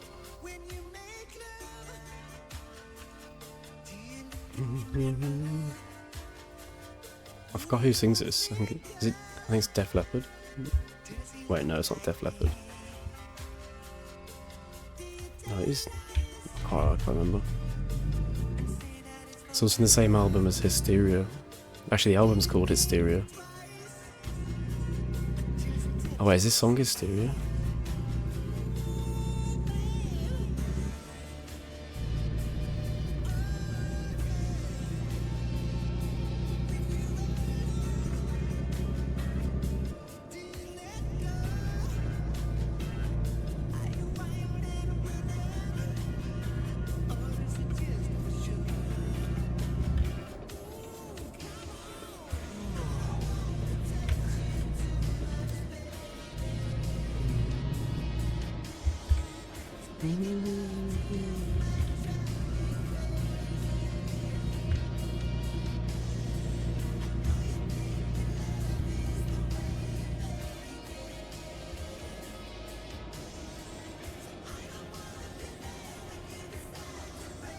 No, it's Love Bites.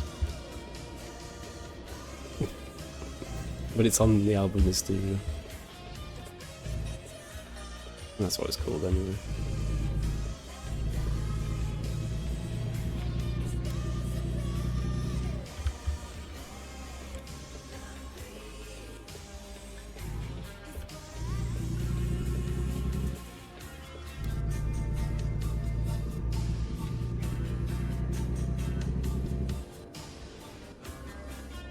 I think it's Def Leppard. I'm trying to think if it's anything. Yeah, I think it is.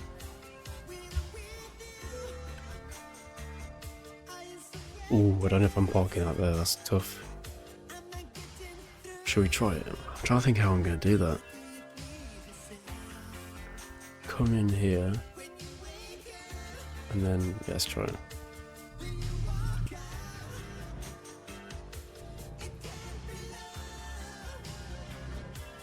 I always normally do, but sometimes they are really hard.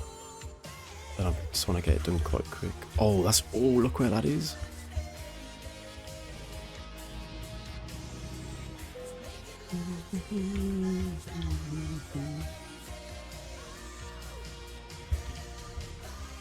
Yeah, I nearly finished all of it on Euro Truck, but I got stuck on the last one, I think. Oh crap, this is not going to go well, is it?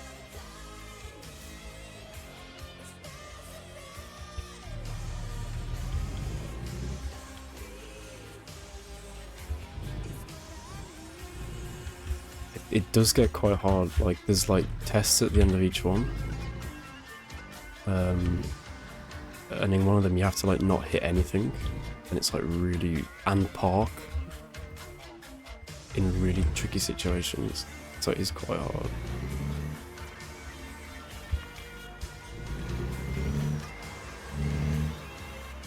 I'm just gonna turn the truck around.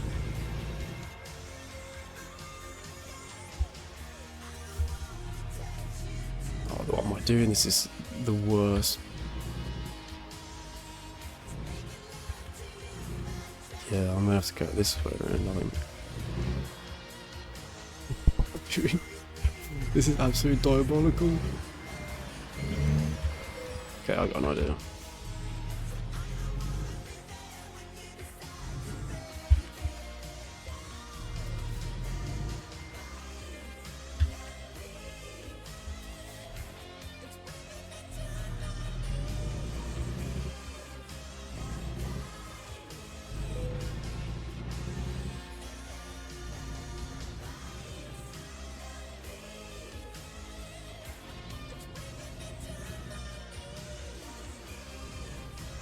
Oh my god, the American truck category on Twitch is rammed of bots.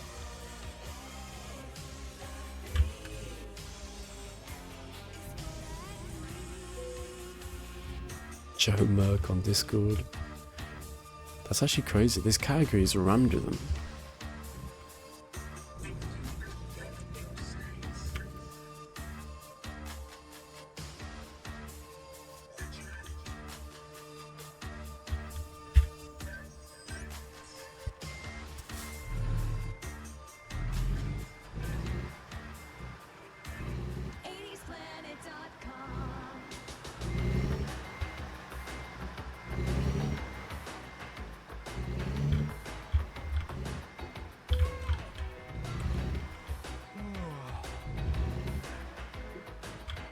Oh no, I'm gonna overshoot it,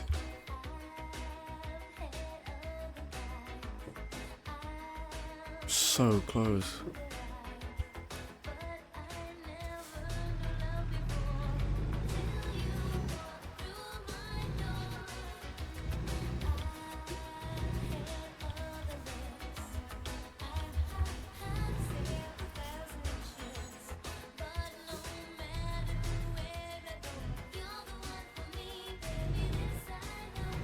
Might just ram the truck up the gate. Oh no, got it. Come on, come on, come on. Oh crap, I've crashed.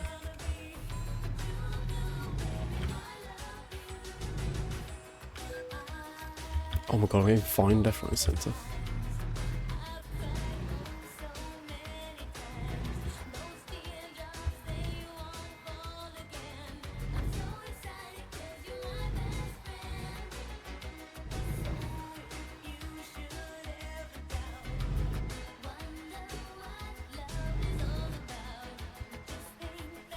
Yeah, this trailer is quite long, to be honest. Oh, I'm just going to park it there for me. I thought it just cost me £1,000.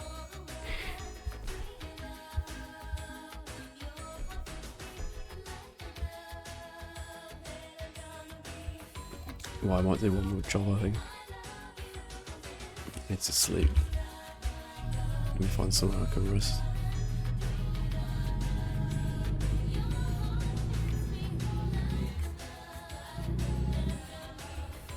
Did you actually? That was quite, too far, that was a long trailer in like such a small... I was doing the right thing, but I couldn't get it turning properly.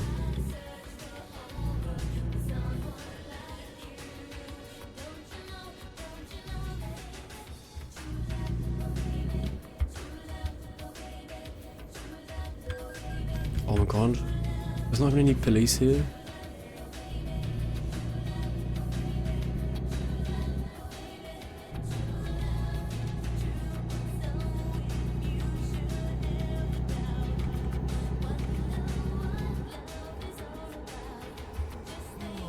Yeah, it was really tricky. It was definitely possible though.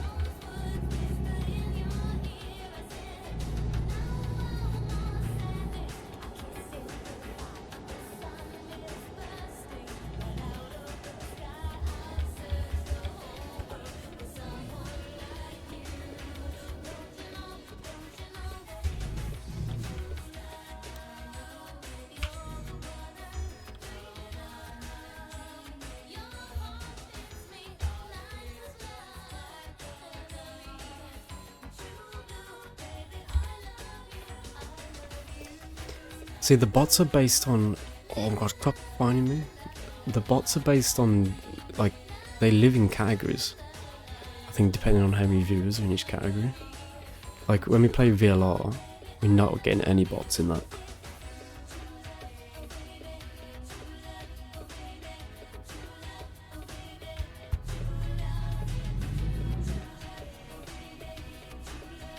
No, not specifically ATS, but specifically the bots target categories that have a certain amount of viewers. So because ATS has about 300 viewers right now, they must be targeting that category, I think. It'd be the same with Euro Truck and other games with a certain amount of viewers.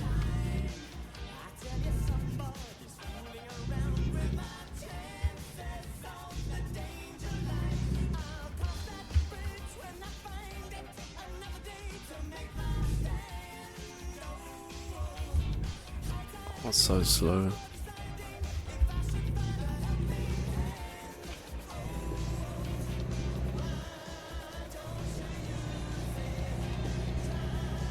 Breaking the law. Yeah, I think that's how it works.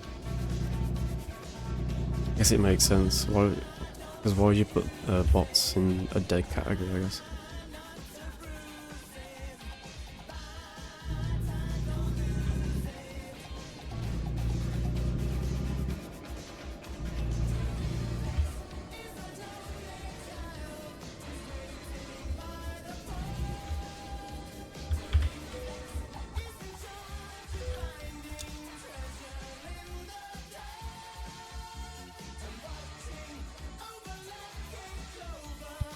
Maybe. I can't remember, to be fair.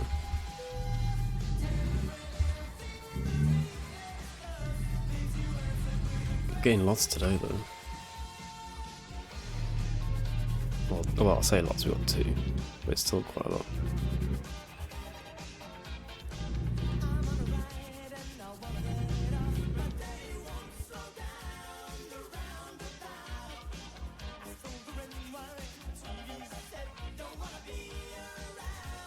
I don't want to go into California, they have a really bad speed cap. Oh, I guess we are. Is there no other jobs?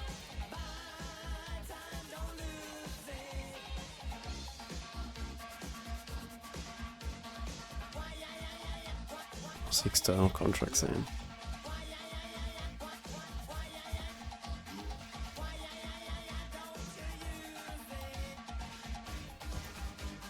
It has a speed cap as well, though.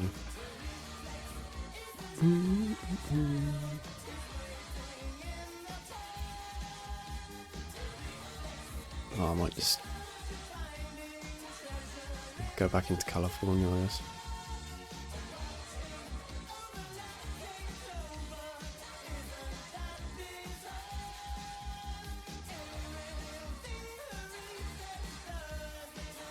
Ooh, no, we can get scaffolding up to Las Vegas. No, we can get a job from there, I think. Actually, what jobs are in Las Vegas? If they're still there.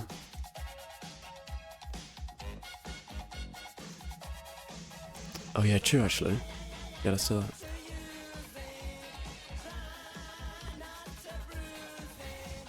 Should we go... I started in Utah. Let's go...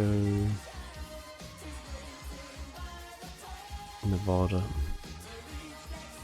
And try and go down there. Actually, I love this top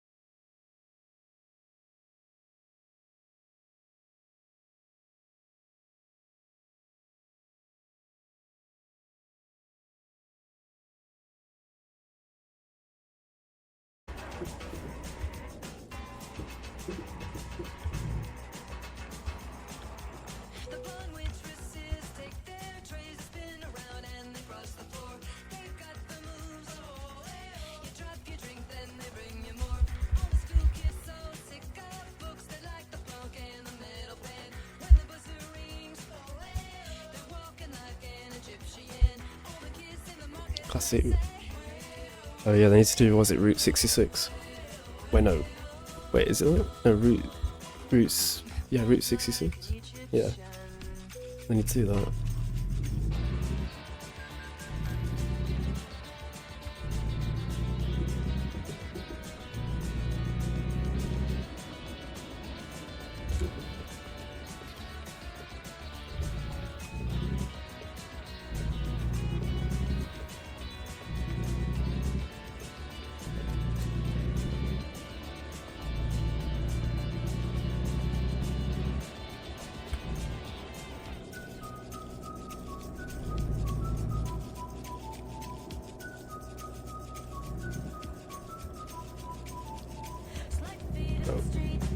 Green light, green light, green light.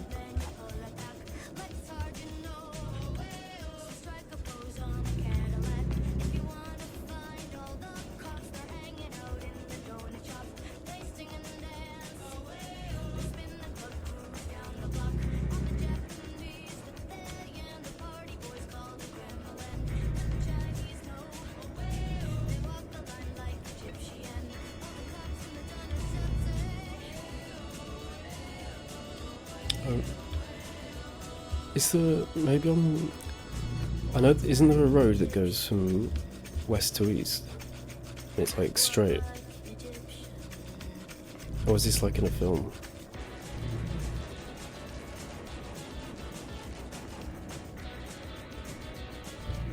Or maybe it is that road but just doesn't go the whole way.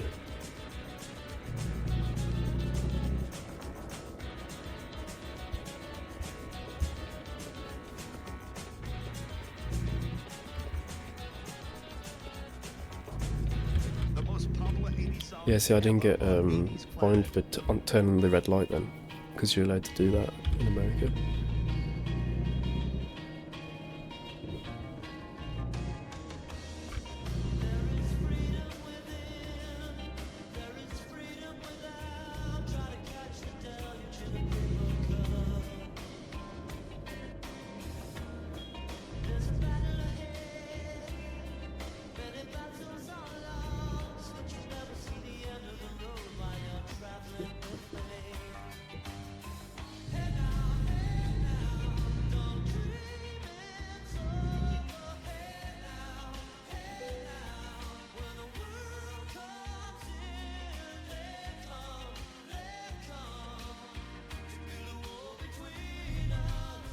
Where's my trailer?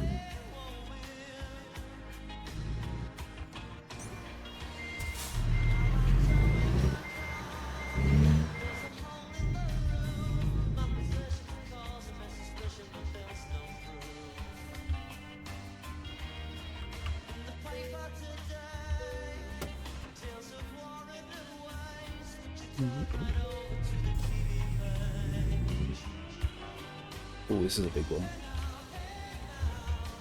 Crap, it's parked in the worst place.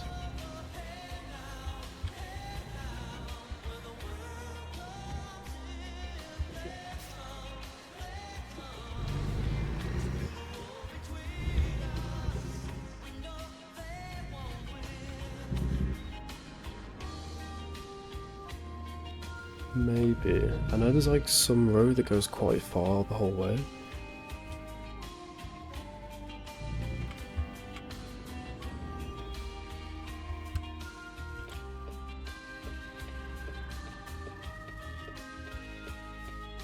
Right, we'll be able to go like 80 miles an hour now.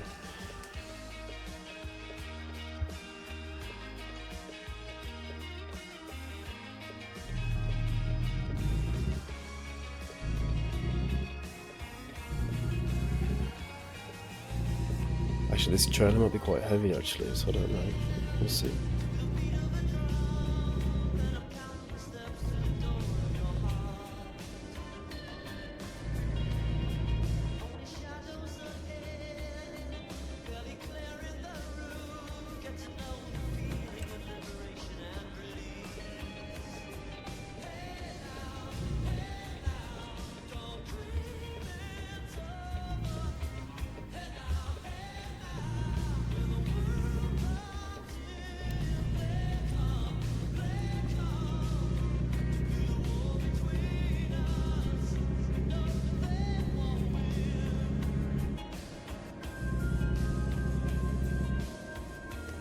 The debate earlier was quite good. I might I'm gonna see what people are saying. I'm actually seeing what people are saying about it. I think it was pretty good. I think they defended for themselves quite well, and I think they really got to the point with what they were fighting for, which I was quite shocked, to be honest, that people who actually play games.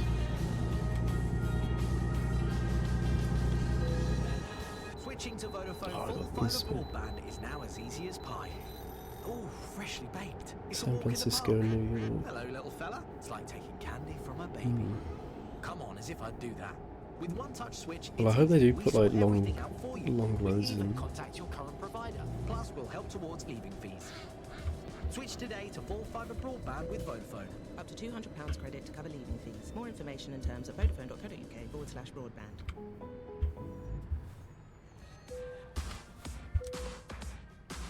Your vehicle is not in perfect technical state.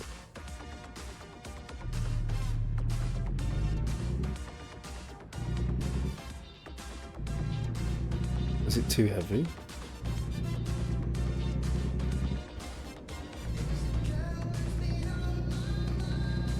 I started saying that after I upgraded the engine.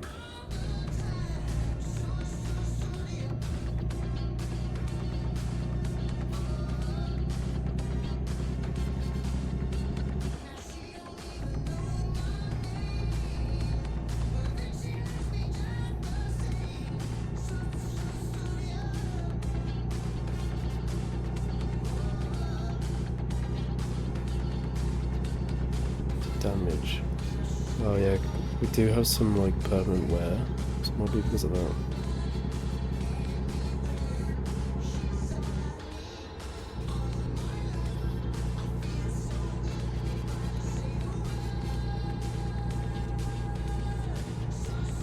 Oh, actually, let me show you my company. I haven't actually done that yet. So, I haven't had any loans. I've just been grinding all the money. And I've upgraded the garage now, so I can buy 2 trucks. So I need to get that soon. And hire some drivers. Actually, I could buy a truck now. Actually, I might do that in a bit. Then I can buy a driver. Well, not buy. Hire.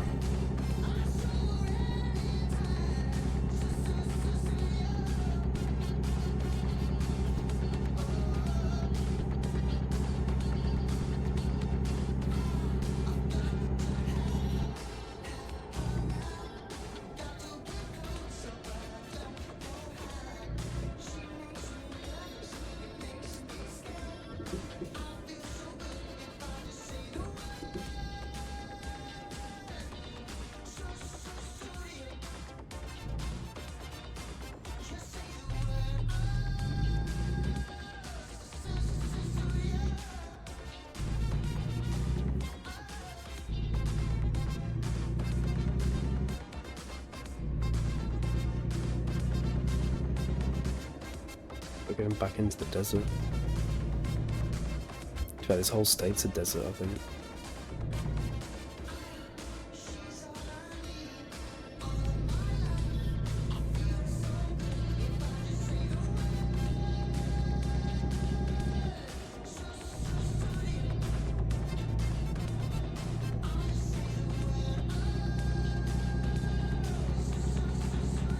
Let's speed up.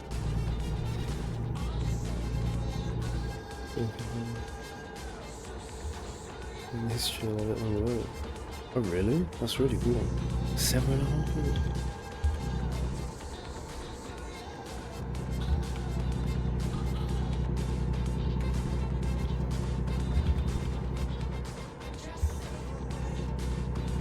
That's quite cool.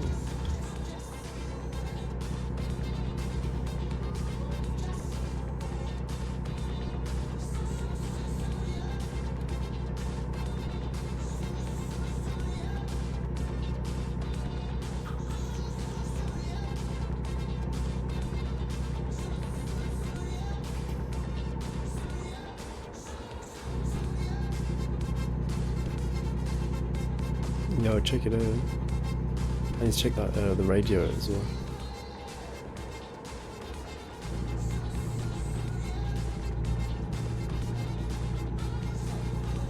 That'd be quite a good background video actually. Just put it on the background and doing work or something. www.80splanet.com.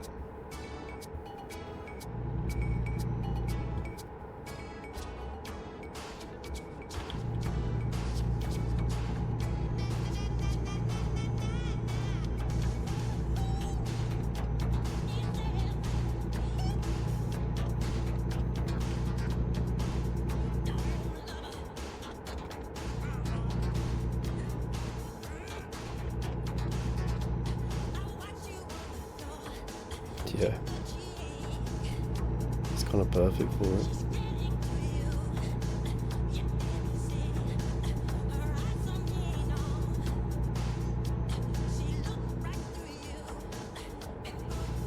I'm loving this new graphics card though. I'm so excited to play The Witcher 3, you don't realise. I've been like, can't wait.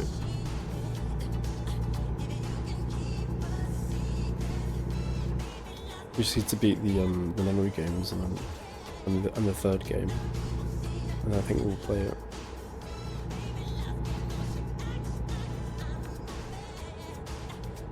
Ooh. Oh, I think I've got a bit of airtime then.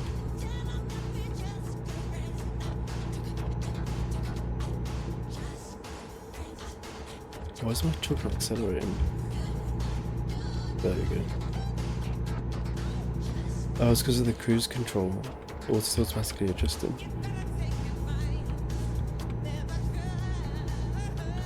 Forgot about that. I wondered why I wasn't speeding up.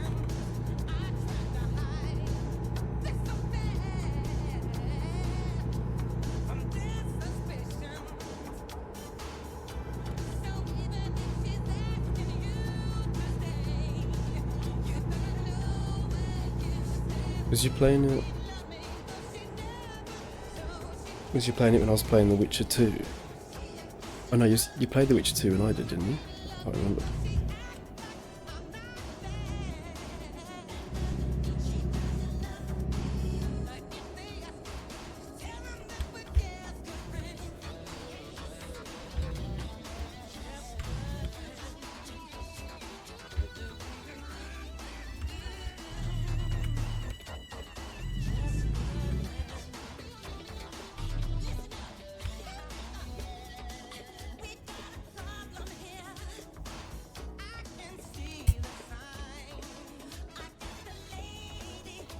Oh yes, would have been, yeah, but end of August. And then I played the Mice and Macaw. Actually no, we started playing Mice and Macaw in July. And then I had like my break out during my birthday. And then we were still playing it like around September time. That took so much time up, and I basically did nothing. Oh no, I fixed the car, but then after that, just doing sewage jobs.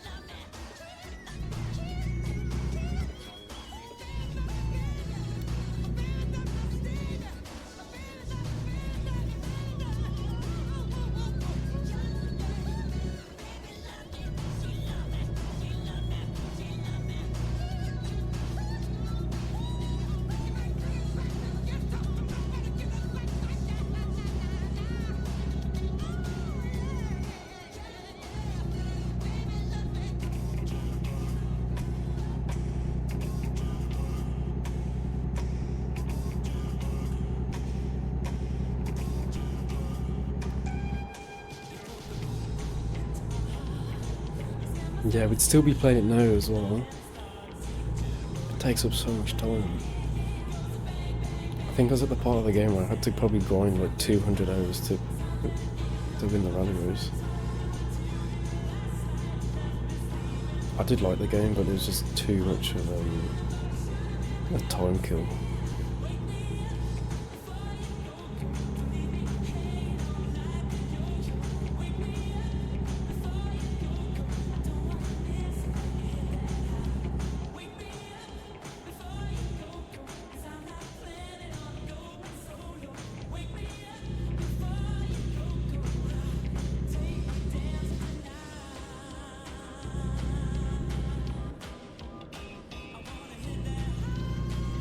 how much money you'd need to fully upgrade the car. Probably like 50,000 or 100,000. That's probably 50, 60 probably.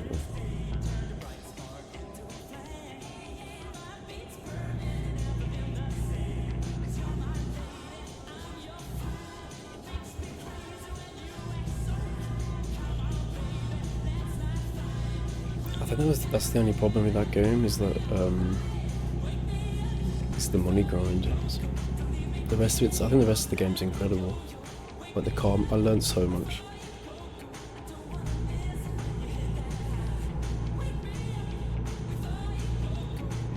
But as well, the game was quite buggy as well, to be fair.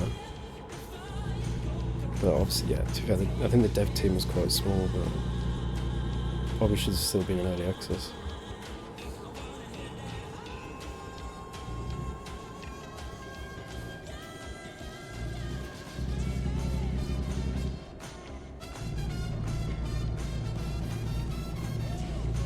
I think they only took it out of early access because of my winter car, which by the way is meant to come out in like 2 months. Well, within 2 months. It's meant to come out end of 2024.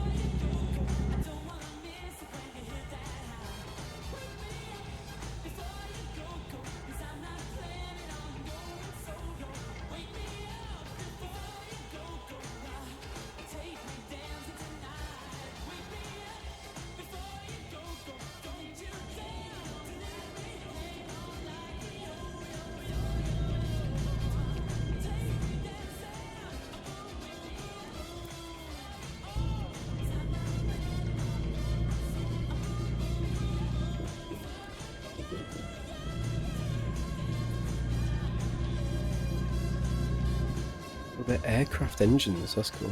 I didn't actually check what was delivering.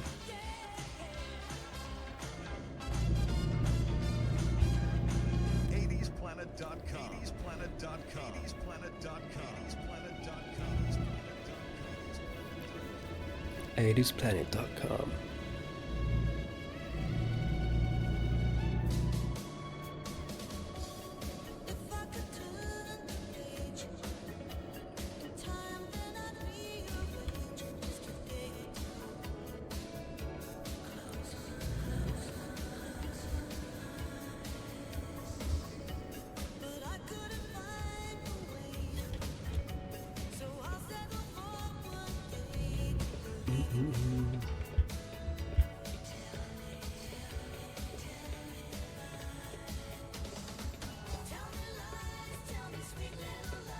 Oh yeah. Todd and his sweet little lies.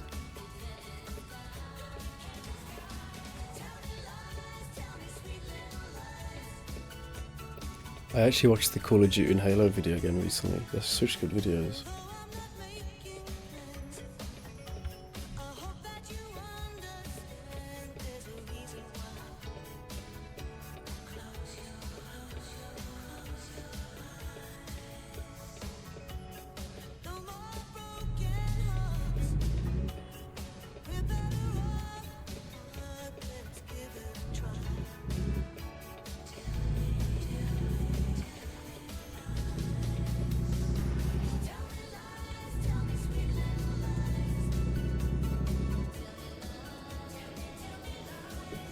I wonder if there'll be a new video soon.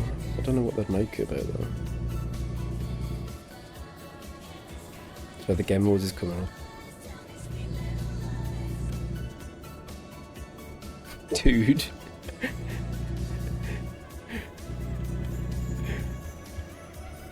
Hello, I'm Tude Howard.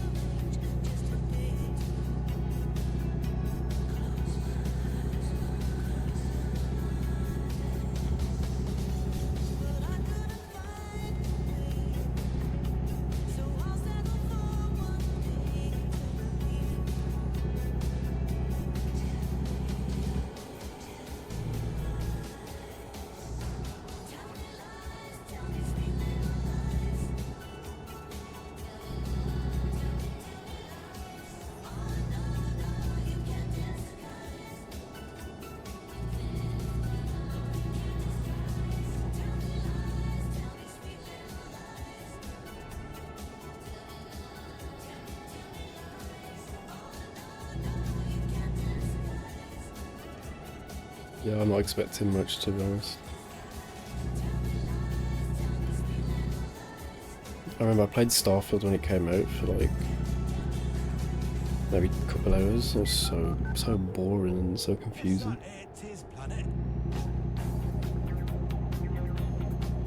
I want to play that, you know, the Outer Worlds. I want to try and give that a go.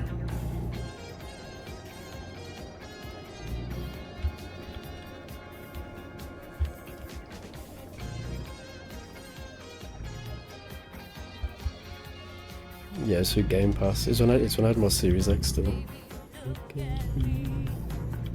So when I had before I sold my, actually that's where I sold the Series X, I think. I was like, I'm not going to play even Starfield, then what's the point of having the console?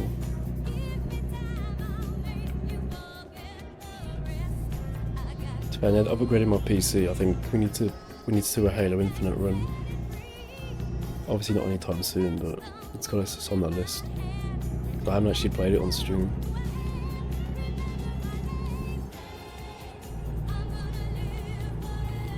Yeah, that's what I think. It's just not a good game. Also, it gives you like so many missions and side quests, and there was like no order to anything. So you just wouldn't know what to do or what order, and it got boring and confusing.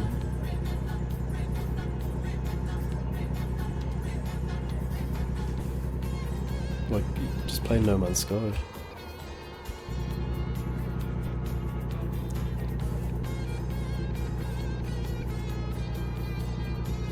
I can't believe No Man's Sky got another update as well.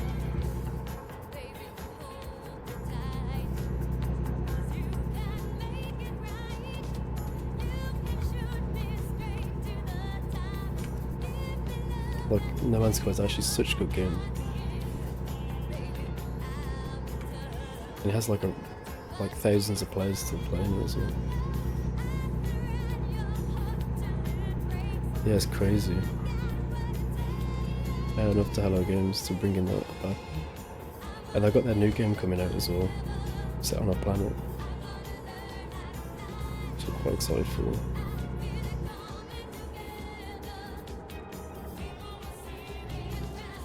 It was cool because they introduced like a new like weather system for their new game, and they showed off in the trailer, and they were like, oh yeah, we've now put this same weather system into No Man's Sky for free.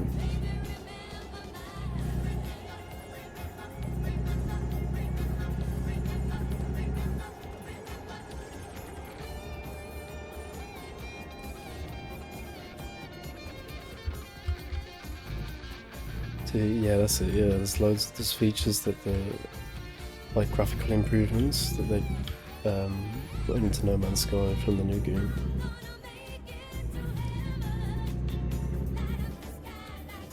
Like there was like a new water physics or something, and they just put it in the new game, which is fair enough. I mean, in No Man's Sky.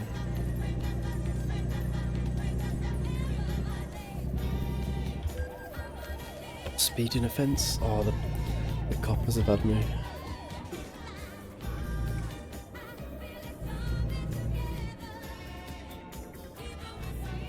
Now playing worldwide. www.apsplanet.com.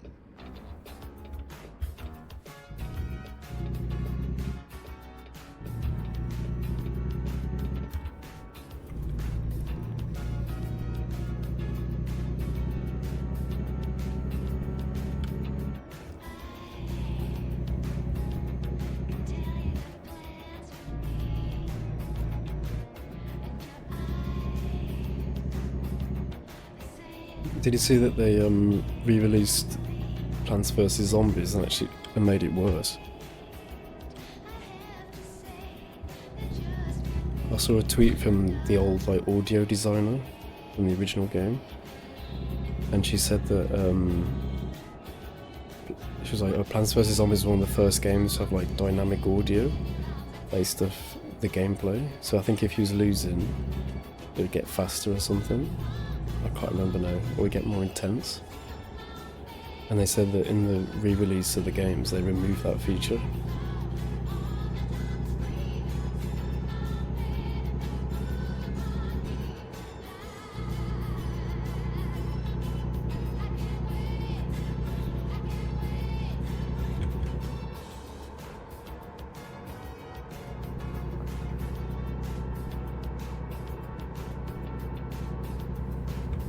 Player test. Oh yeah, I didn't think of that. Yeah, it's literally them like using No Man's Sky as like a bit of a playground, I think.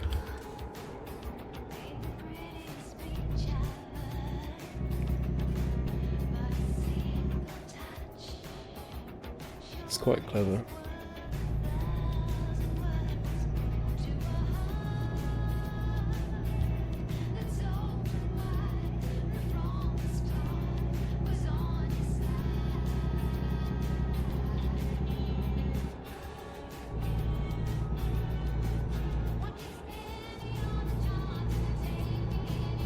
Oh, that was a pink truck then. That's cool. Never seen that colour before.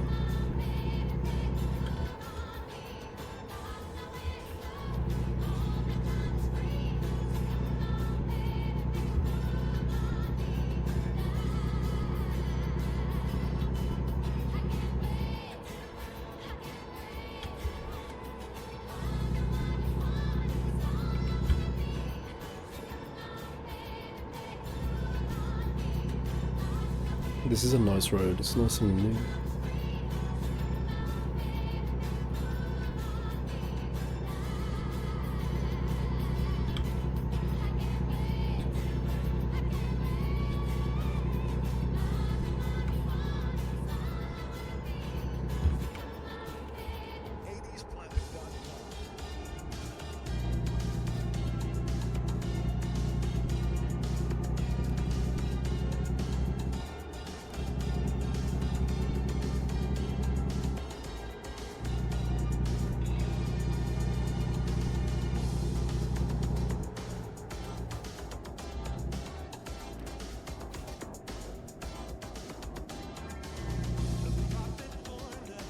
Yeah, they basically just re-released it and made it widescreen or something.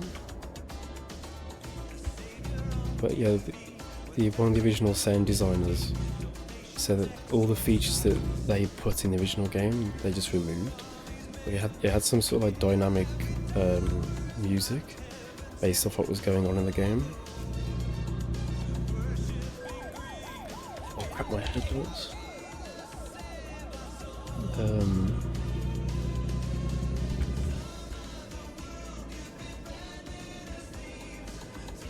Oh, also, so if you go on Discord and you go to quests, you'll see that there's a quest for Plants vs Zombies, and it says play the game for 15 minutes for Discord orbs. And there's a Steam review that said that they bought the game, played it for 15 minutes, then refunded the game just for the Discord orbs. I find that absolutely hilarious. So basically people are buying the re-release, playing it 15 minutes, then refunding the game. It's so funny. Just for Discord orbs.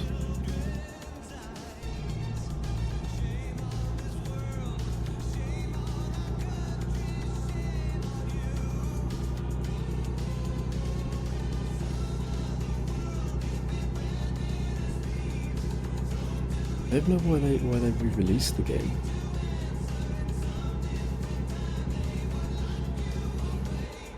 There's no changes made to it at all, except like widescreen support, I think.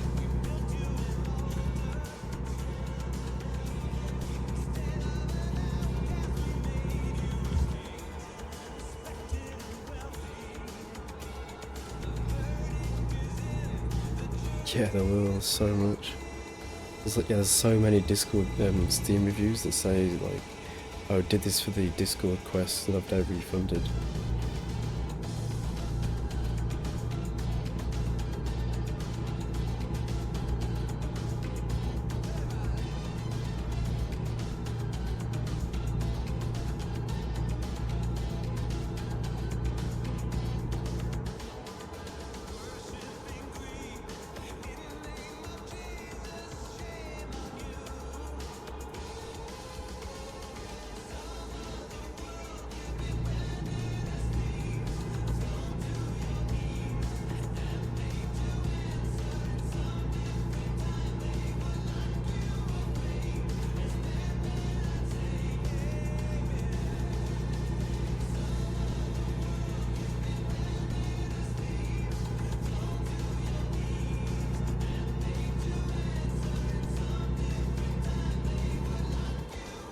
don't know what's going to happen to EA now, because obviously they're being bought by the Saudis.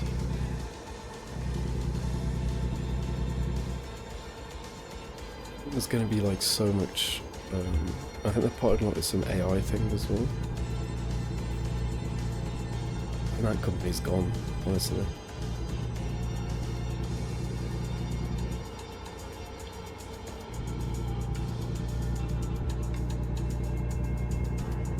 They'll just keep like FIFA and Battlefield going. And Skate. The game's already dead, to be honest. No one talks about it anymore. Well, it's not dead, but it's just become very irrelevant very quickly.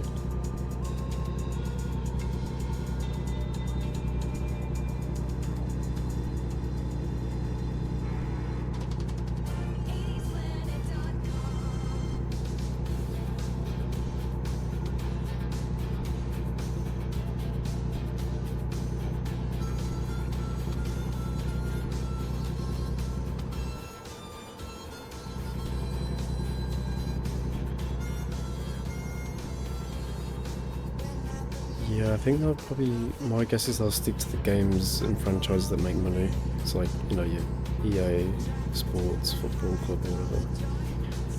Battlefield. They'll probably just monetize those games more.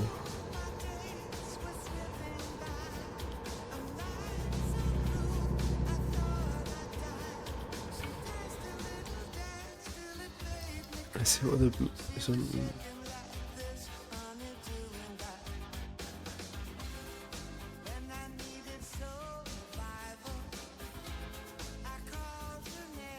What's this one? Police broadcast? What's that?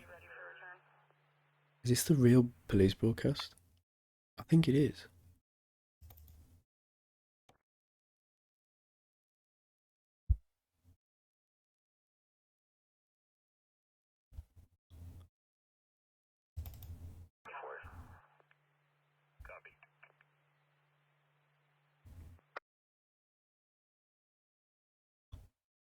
That's funny. We have a 10-9. Guy has a gun.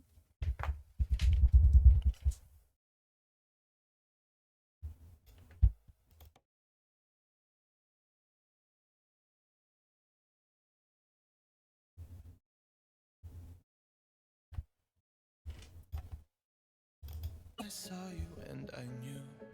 Truck 7 is not very good. That was not good either.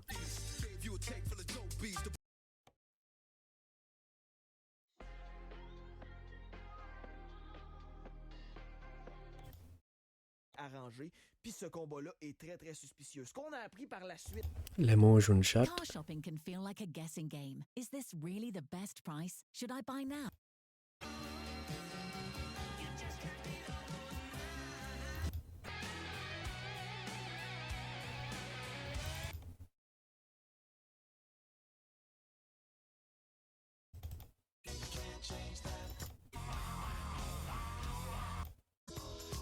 Guess we'll stick with the 80s music.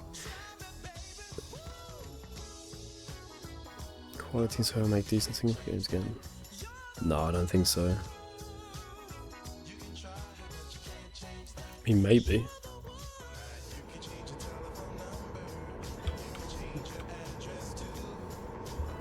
Maybe because they got secured funded now, they don't have to worry about what they do, but I don't know.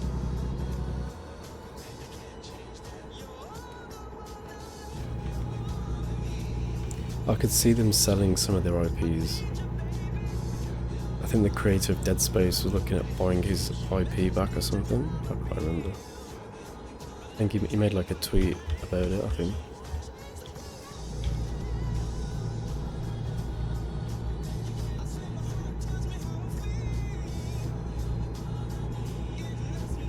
Yeah, I think that's what's going to happen. I can see Dead Space being sold.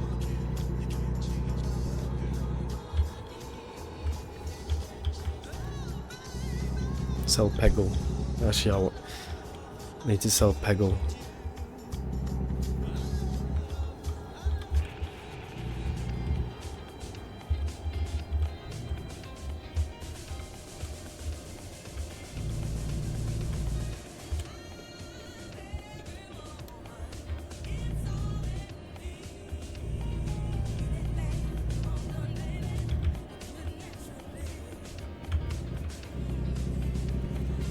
trying to think what else they have.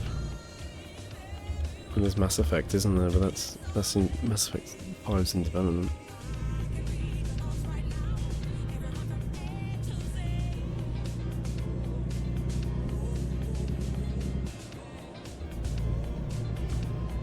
It depends who buys it.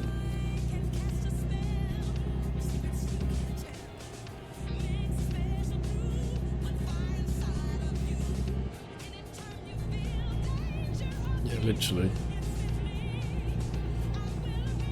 The last Dragon Age game was a joke.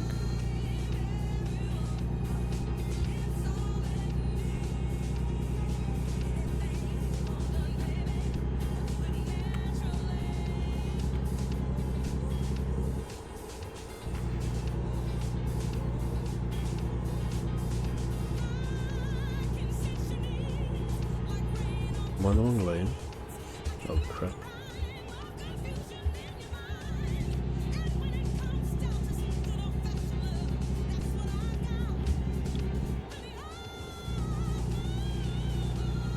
There we go. Got confused then.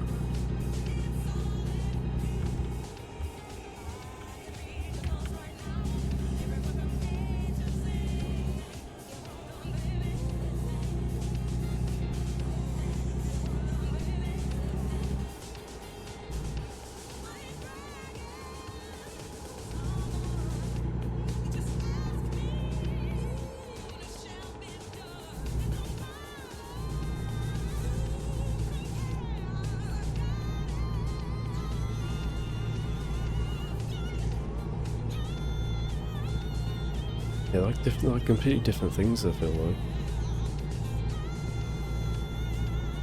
And we haven't even seen Mass Effect in ages.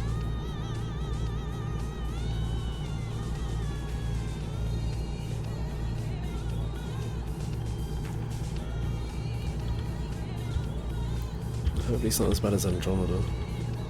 I did play Andromeda and beat it. Did not think it was very good. Yeah. Don't know what to expect from it, to be honest. It was announced ages ago.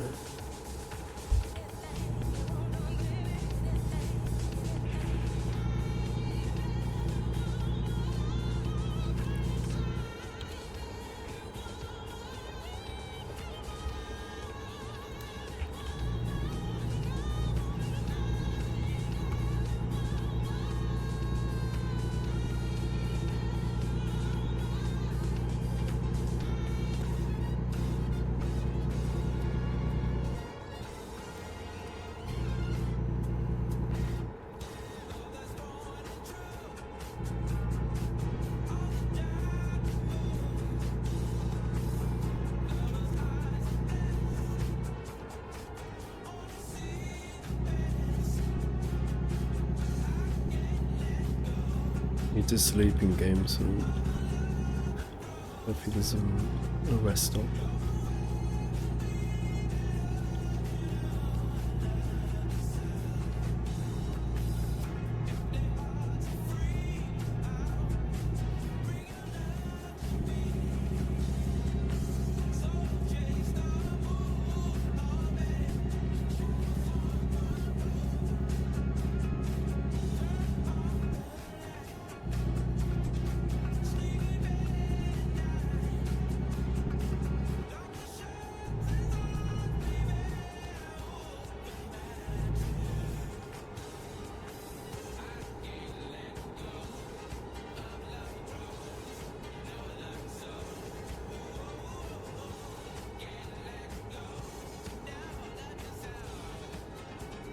I'm so excited for Resident Evil that's coming out.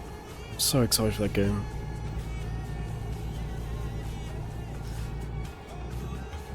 We get to play as Leon again as well.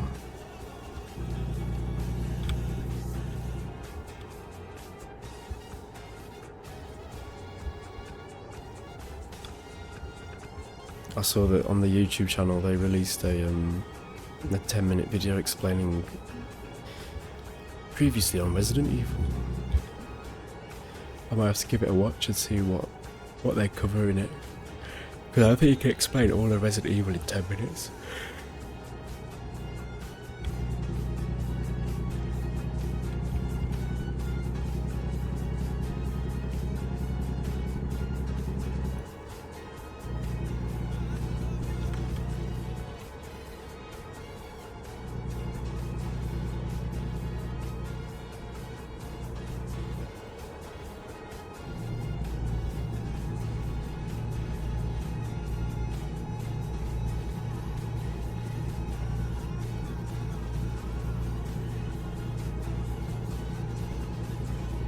There's so much lore to cover.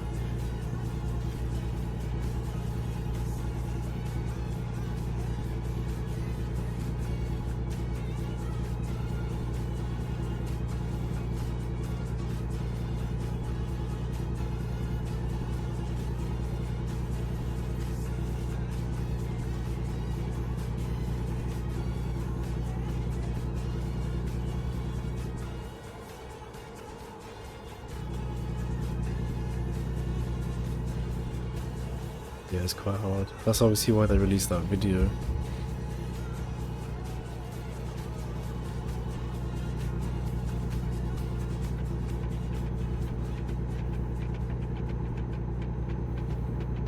I mean, even myself, I've forgot. Well, I remember obviously the general gist of the games, but I have missed. I forgot quite a bit.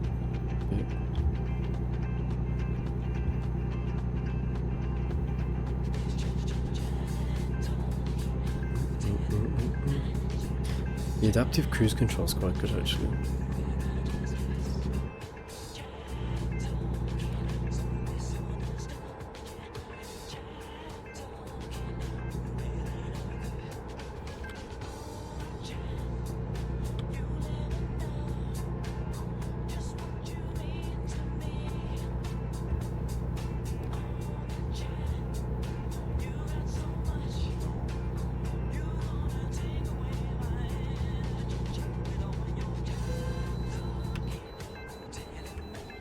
Another vehicle inspection.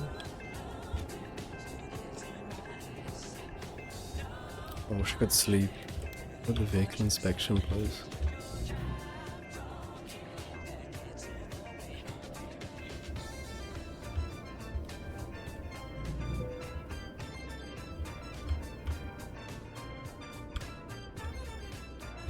Oh, actually, there's somewhere down the road, actually.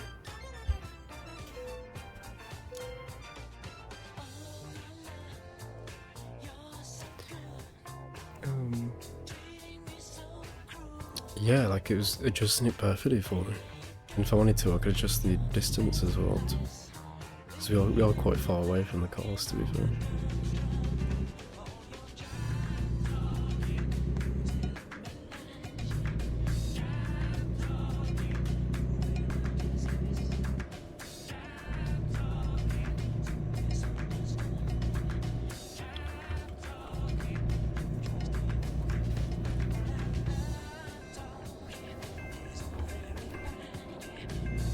Wait, can I even get...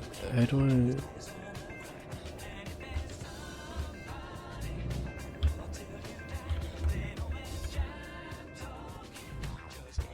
Oh, it's here.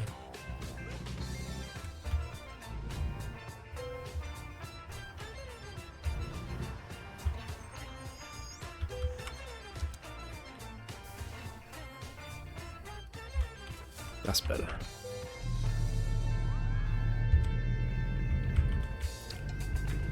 Yeah, I love it in this game where you go to sleep at the right time and it's like morning. I'll get it, you know. That was definitely like an illegal turn, I was not allowed to do that. There's got yellow lines across the centre.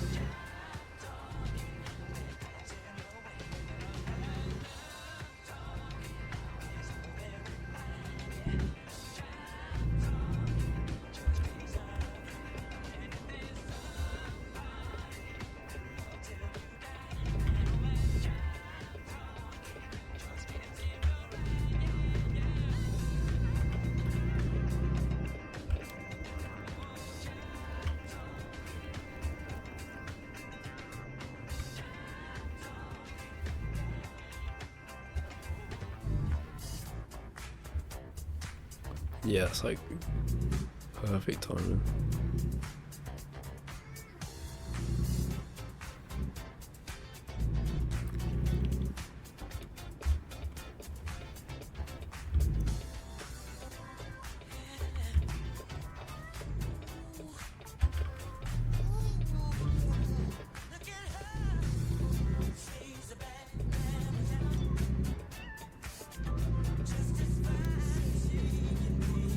Yeah, I think in America, if it's deemed safe to turn right on a red light, then you can.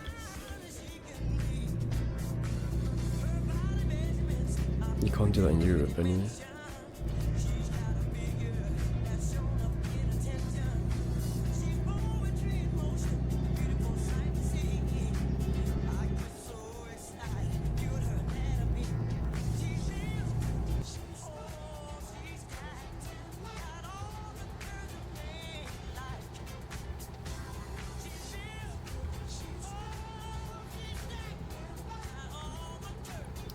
The graphics are beautiful.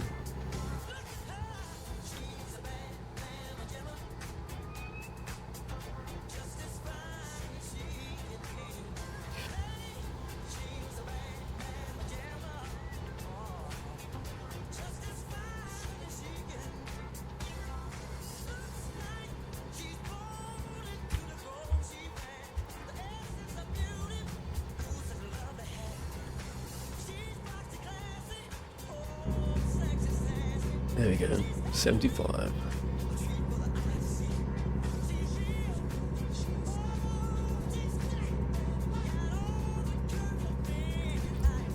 The next things I need to upgrade for my PC is I want to get a new case and an air cooler for the processor.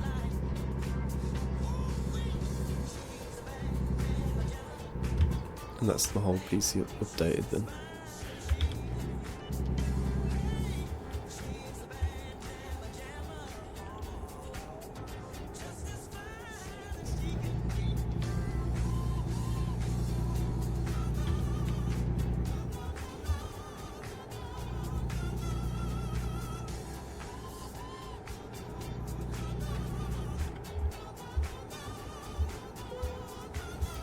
Agricultural inspection.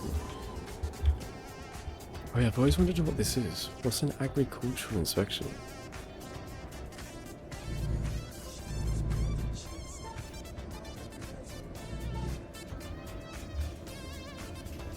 But is it meant to be are they checking my truck for drugs?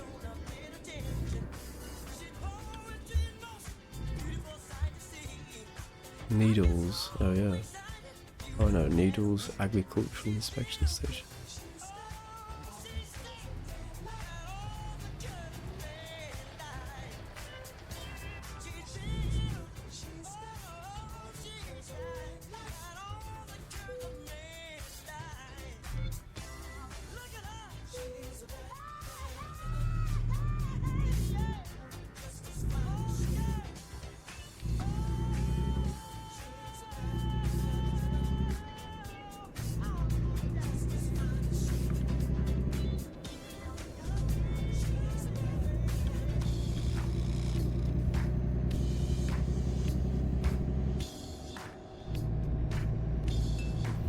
I feel like I'm in like an 80s nightclub with all this music.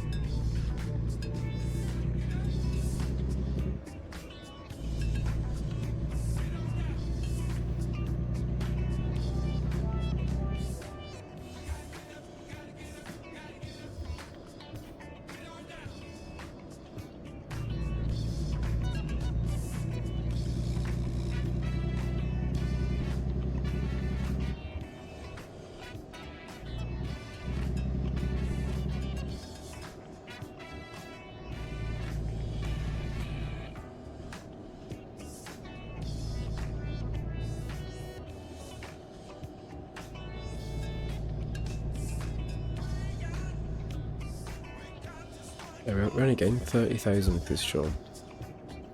You could easily get like 50,000 with this distance.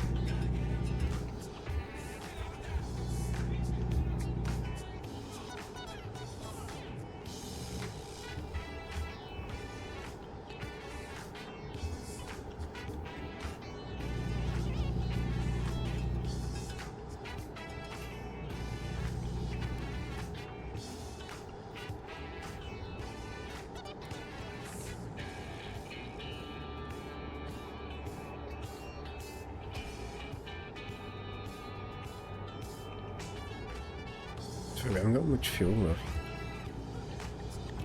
We have 262 miles of fuel. We have 211 miles left.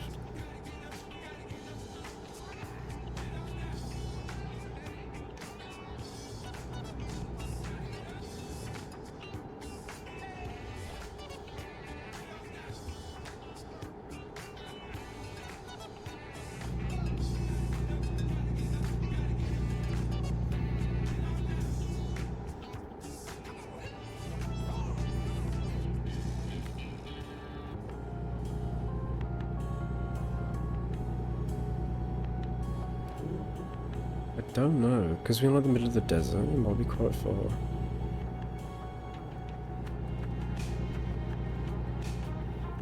Have a look on the map. Too bad, it doesn't matter anyway, because there's only one direction we can go. Let me zoom out, see if I can see it. Okay, there's none.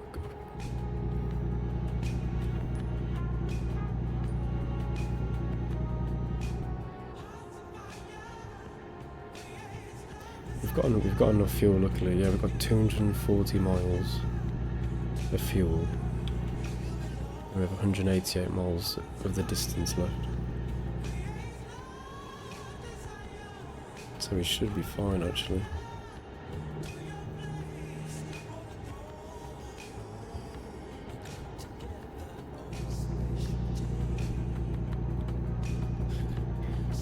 Yeah, hopefully we have enough.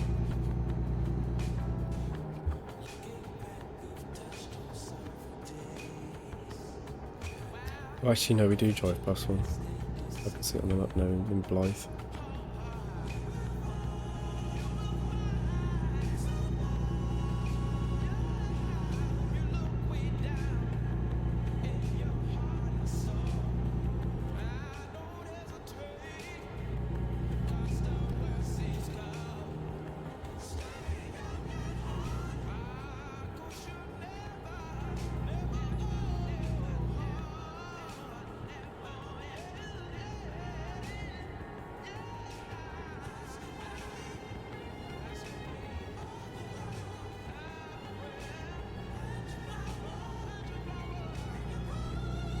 Yeah, we should have about 50 miles of fuel left over.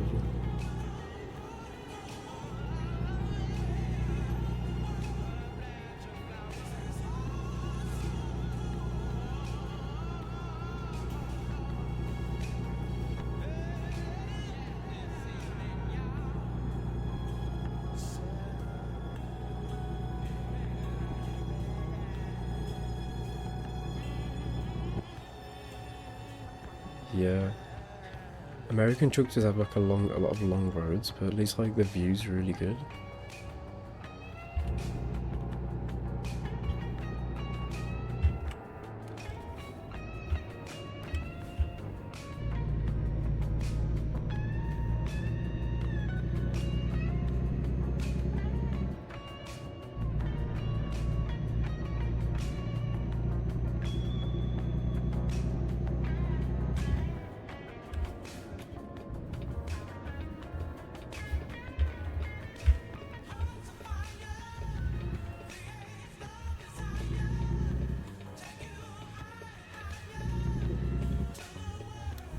of a shot at her.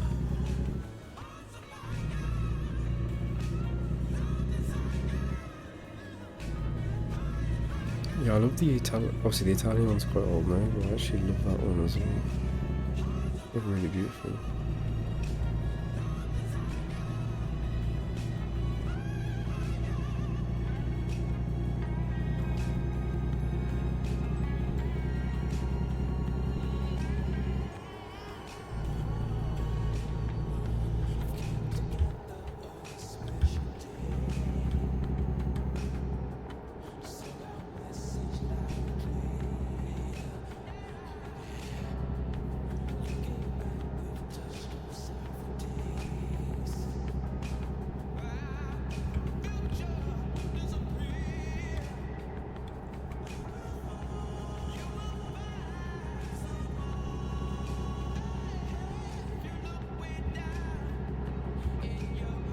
Let's get some fuel, quick. Just in case. We get through quite a lot of fuel. I realise I use more fuel when I upgraded the engine. Also the fuel tank increased.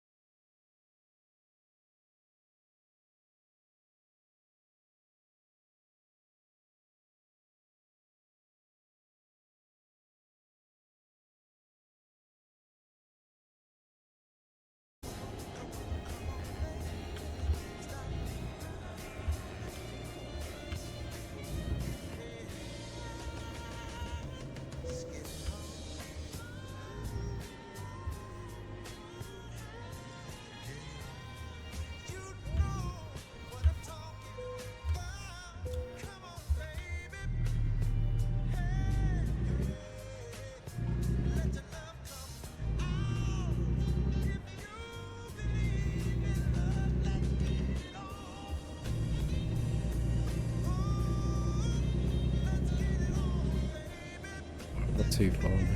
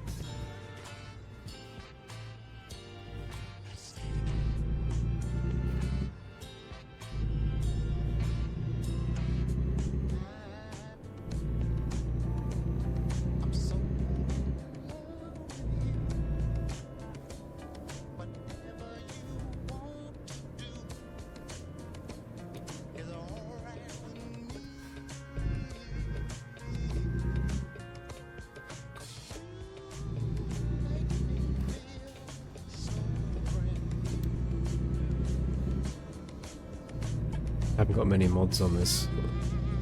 I've only got like traffic, rain, and something else I can't remember. Oh, headlights.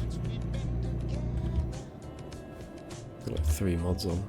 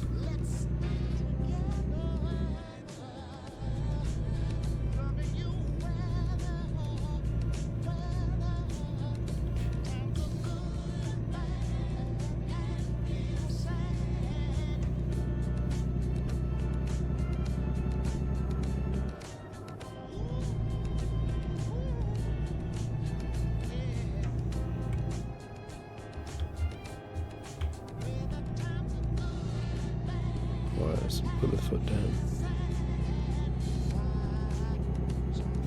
Yeah, my tank at full capacity has 1,000 miles of, so 211 gallons.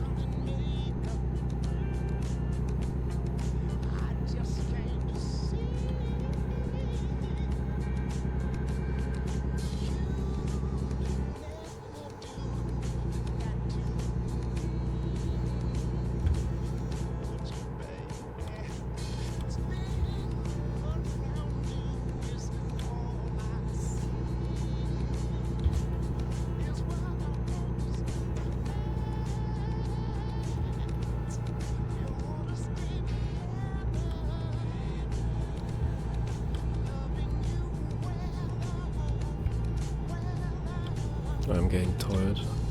Imagine I just fall asleep and I crash the truck. It'd be hilarious.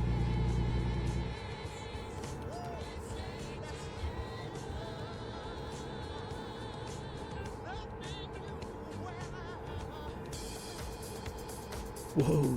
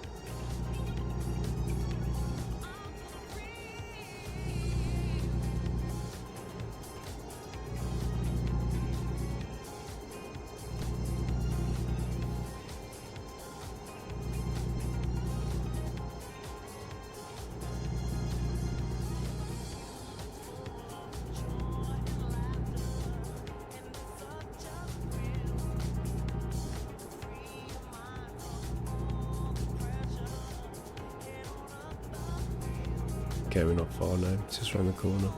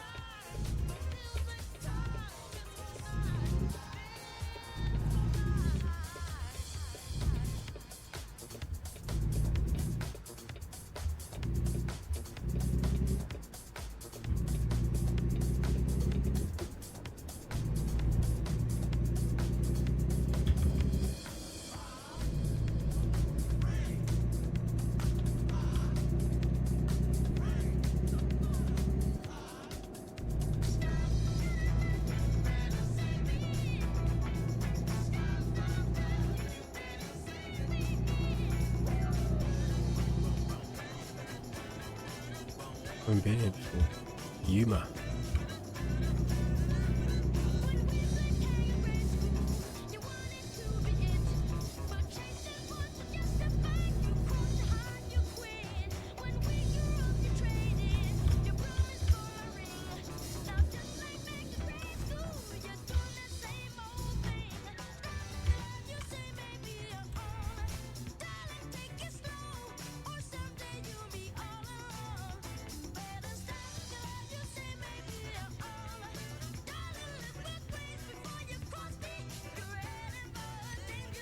Yeah, I think I'm gonna keep playing American Truck until the UK rework comes out for Euro Truck, I think.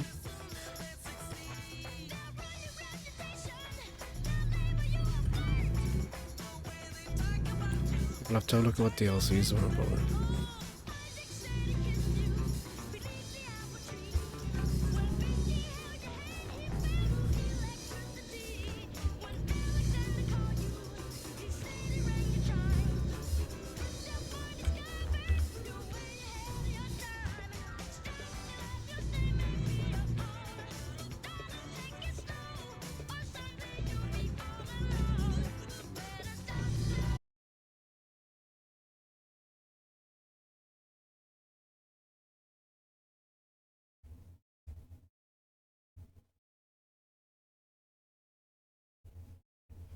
We're back.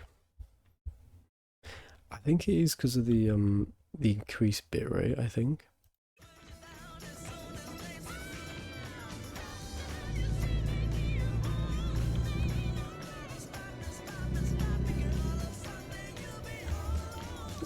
At least it only dies quickly, to be fair. It's not actually too bad of an issue.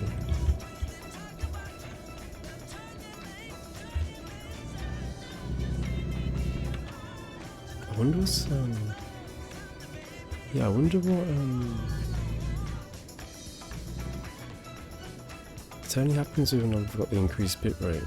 So I wonder if it's because I've got such a high bitrate. I don't know.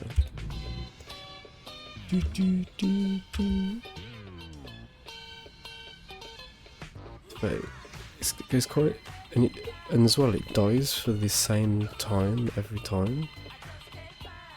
It drops out for like two or three, like 3, maybe 5 seconds every time.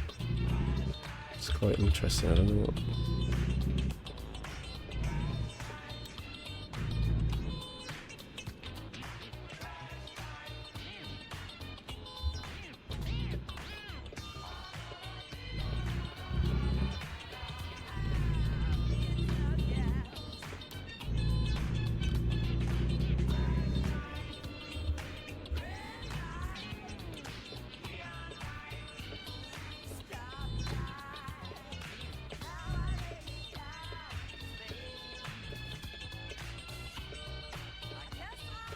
Could be OBS. Actually, no, it's not.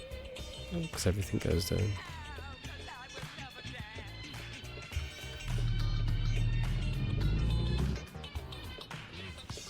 It was funny when he went down, the music's like looping. And I thought, well, the DJ was like remixing the music, but it's just because he couldn't download anymore.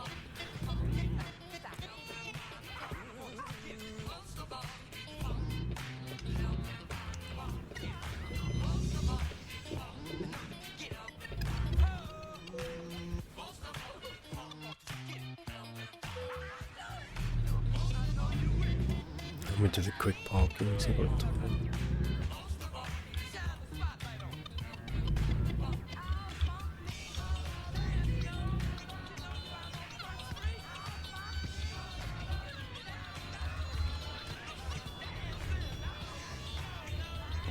Comes the stream, oh yeah.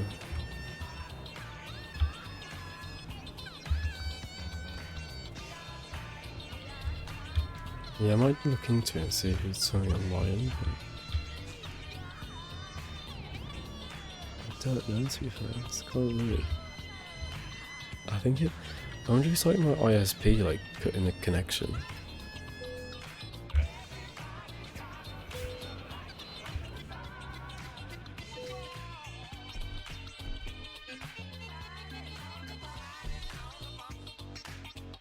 Can we level up? Yes, get in. Let's go.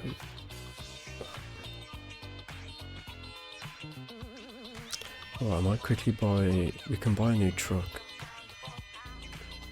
So I like that quick. Probably get another one of these. 5-star, 39,000. 84 grand. Nice. What else is the first?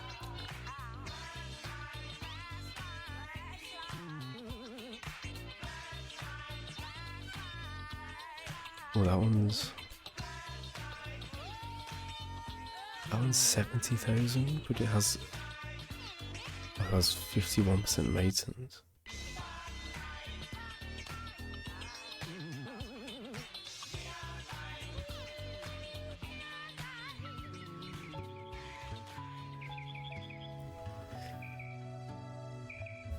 A Mac. I don't know if I've drove. I actually drove. I know I have in a quick job, I think. I can get one for 118,000. To be fair, this is the AI's one anyway, so I'm not really too fussed.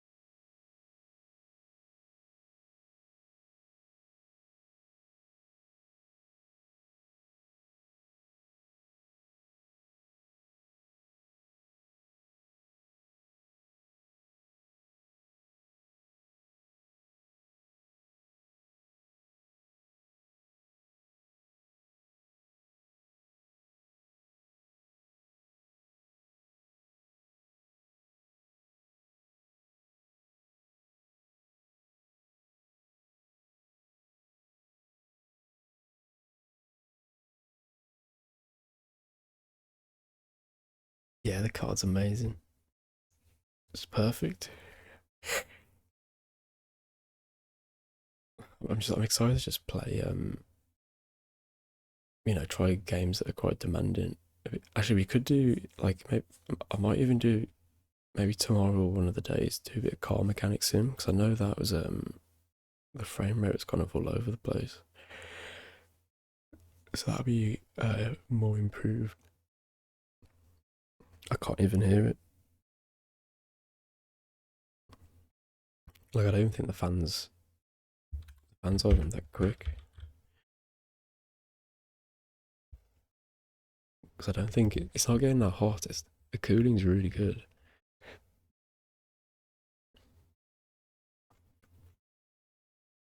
Like, I think my CPU is warmer than the graphics card.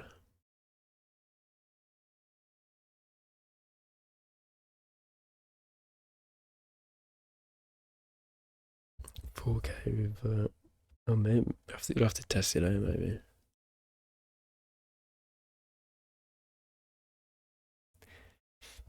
I saw that in the tuning controllers, like favor performance or favor efficiency.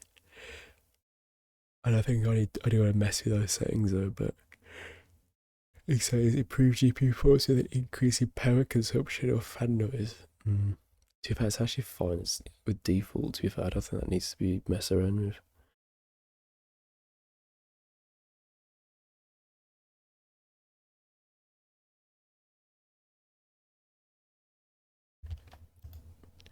There's quite a lot of I actually looked at all the there's new options like smart technology.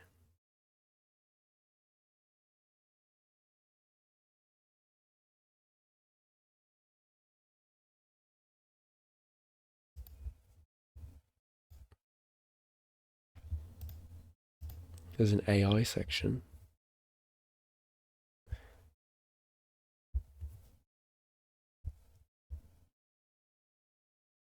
Wait, what does the AI section do? Oh no, what have I clicked?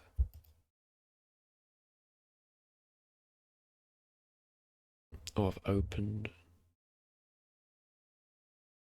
Oh no, close.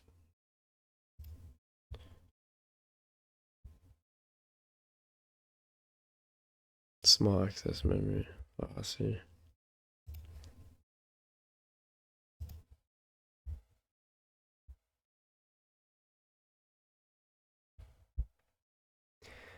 Auto enable features and oh.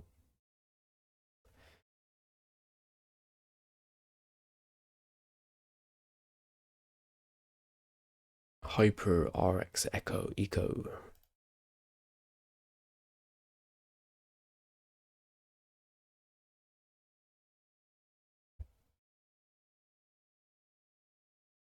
Switch to UEFI. Oh, I see. I guess that's what they mean when they say some features aren't supported on this current with the current settings. Yeah, I don't know if I will. If I'm happy with it as it is. I don't think I need to mess around. Yeah, Hyper RX increases performance but increases fan noise. I guess if I need to, I don't know, it's probably not worth it. Yeah, that's probably what I'll do if I wanted to do anything. I got Fidelity FX Super Resolution on. That upgrades supported games. AMD Fluid Motion frames. Oh, frame generation.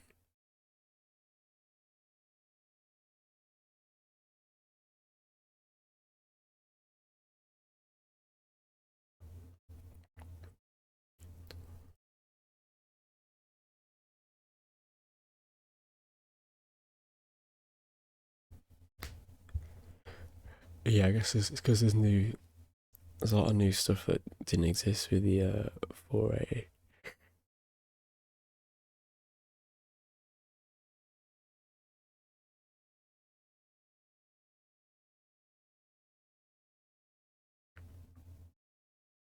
Yeah, it's the hotspot one, yeah. I can always use the AMD overlay, can't I? Yeah, the one you see on the Steam overlay is the or the Edge one. So I could always maybe when I do put like a benchmark, I see how hot I can get it or something.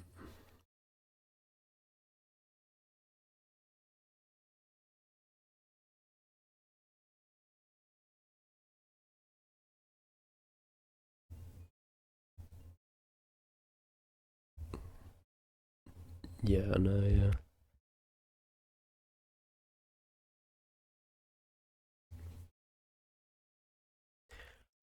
Never play around, maybe.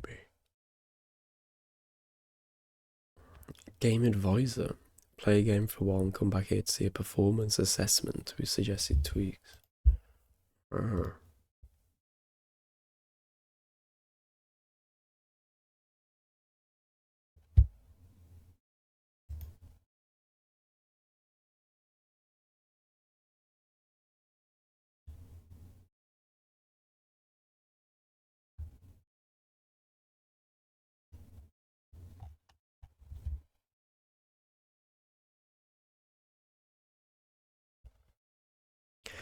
But yeah,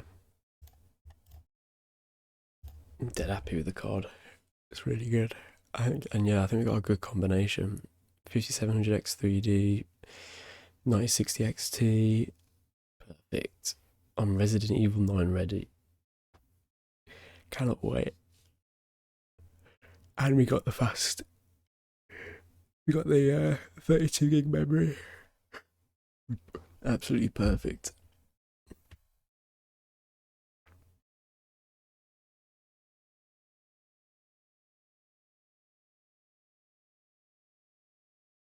Right. Cool. I think I'll leave it there.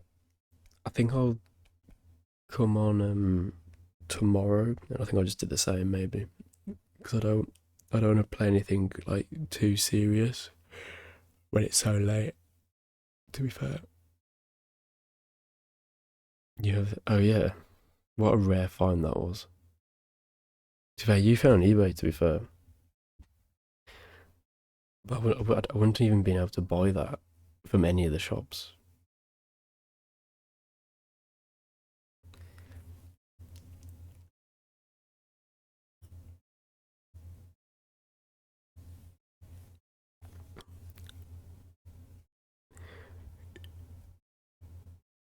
Yeah, such a good find.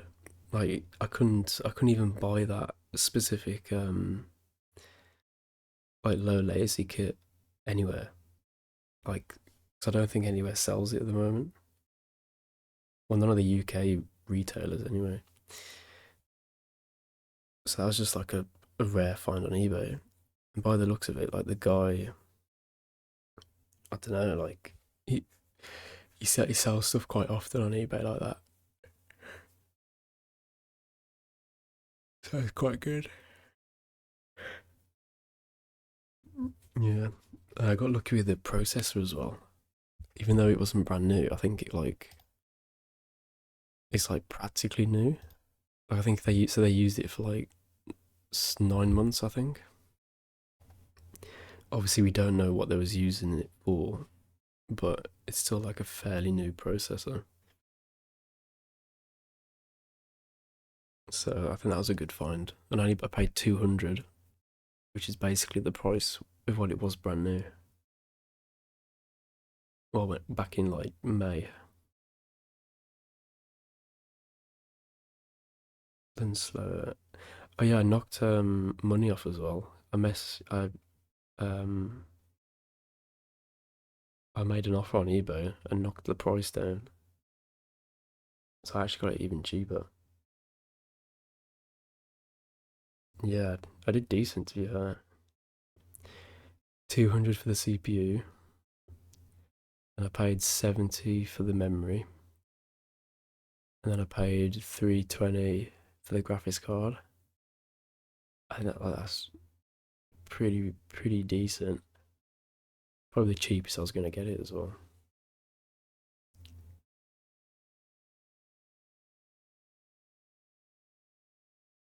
Like, I think I've done a good thing with all the with the upgrade. Instead of going like with a new motherboard and everything and a newer chip, kind of we've maximized my current system, which is ideal. But cheap as well. I basically paid like a little bit more than a console for like better performance and everything. So I think that's a win. And all I've got left to do is buy the a new case and the fan cooler. And obviously I'll probably do that over the next month maybe or something. I just want to replace the AIO. Wait.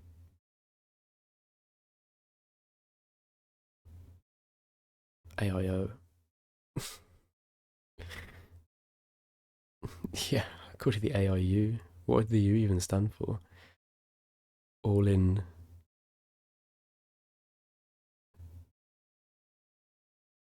Don't know. And you've exercised for the value. Oh yeah, definitely. Like literally the only thing you could have got extra is like maybe a 5800X. But it was an extra 150 quid and it probably wasn't worth it for like such little percentage increase. So we kind of did a really good job on that.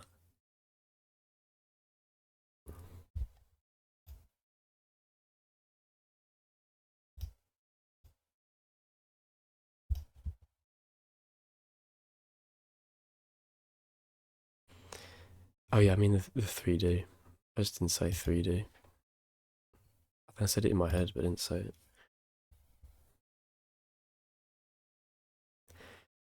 I think that's the only other thing I could have bought. But I don't really need that, to be fair.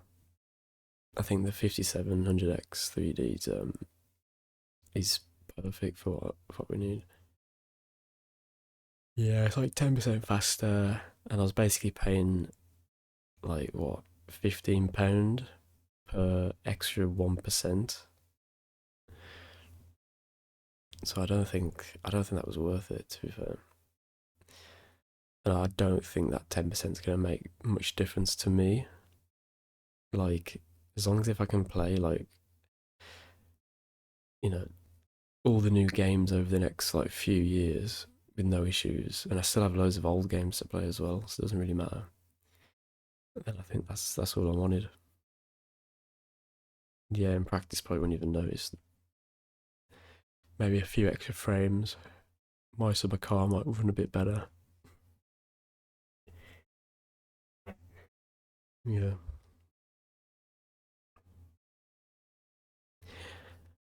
Right, I do need to head off. Yeah, I think when I have to work late, I might just come on and do like these. Like, I'll play like American Truck or like Car Mechanic Sim or something. And then when I'm back to normal, we can keep playing like the regular stuff. Yeah, it's tell. No, probably not. Unless like one, like if a game had like 5 more frames, I'd be like, oh, that might be the 5800X 3D.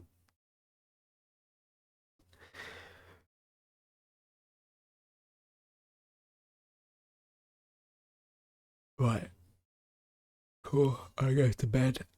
Yeah, I'll come on tomorrow. And we'll keep playing American Truck. And Cinebench, yeah.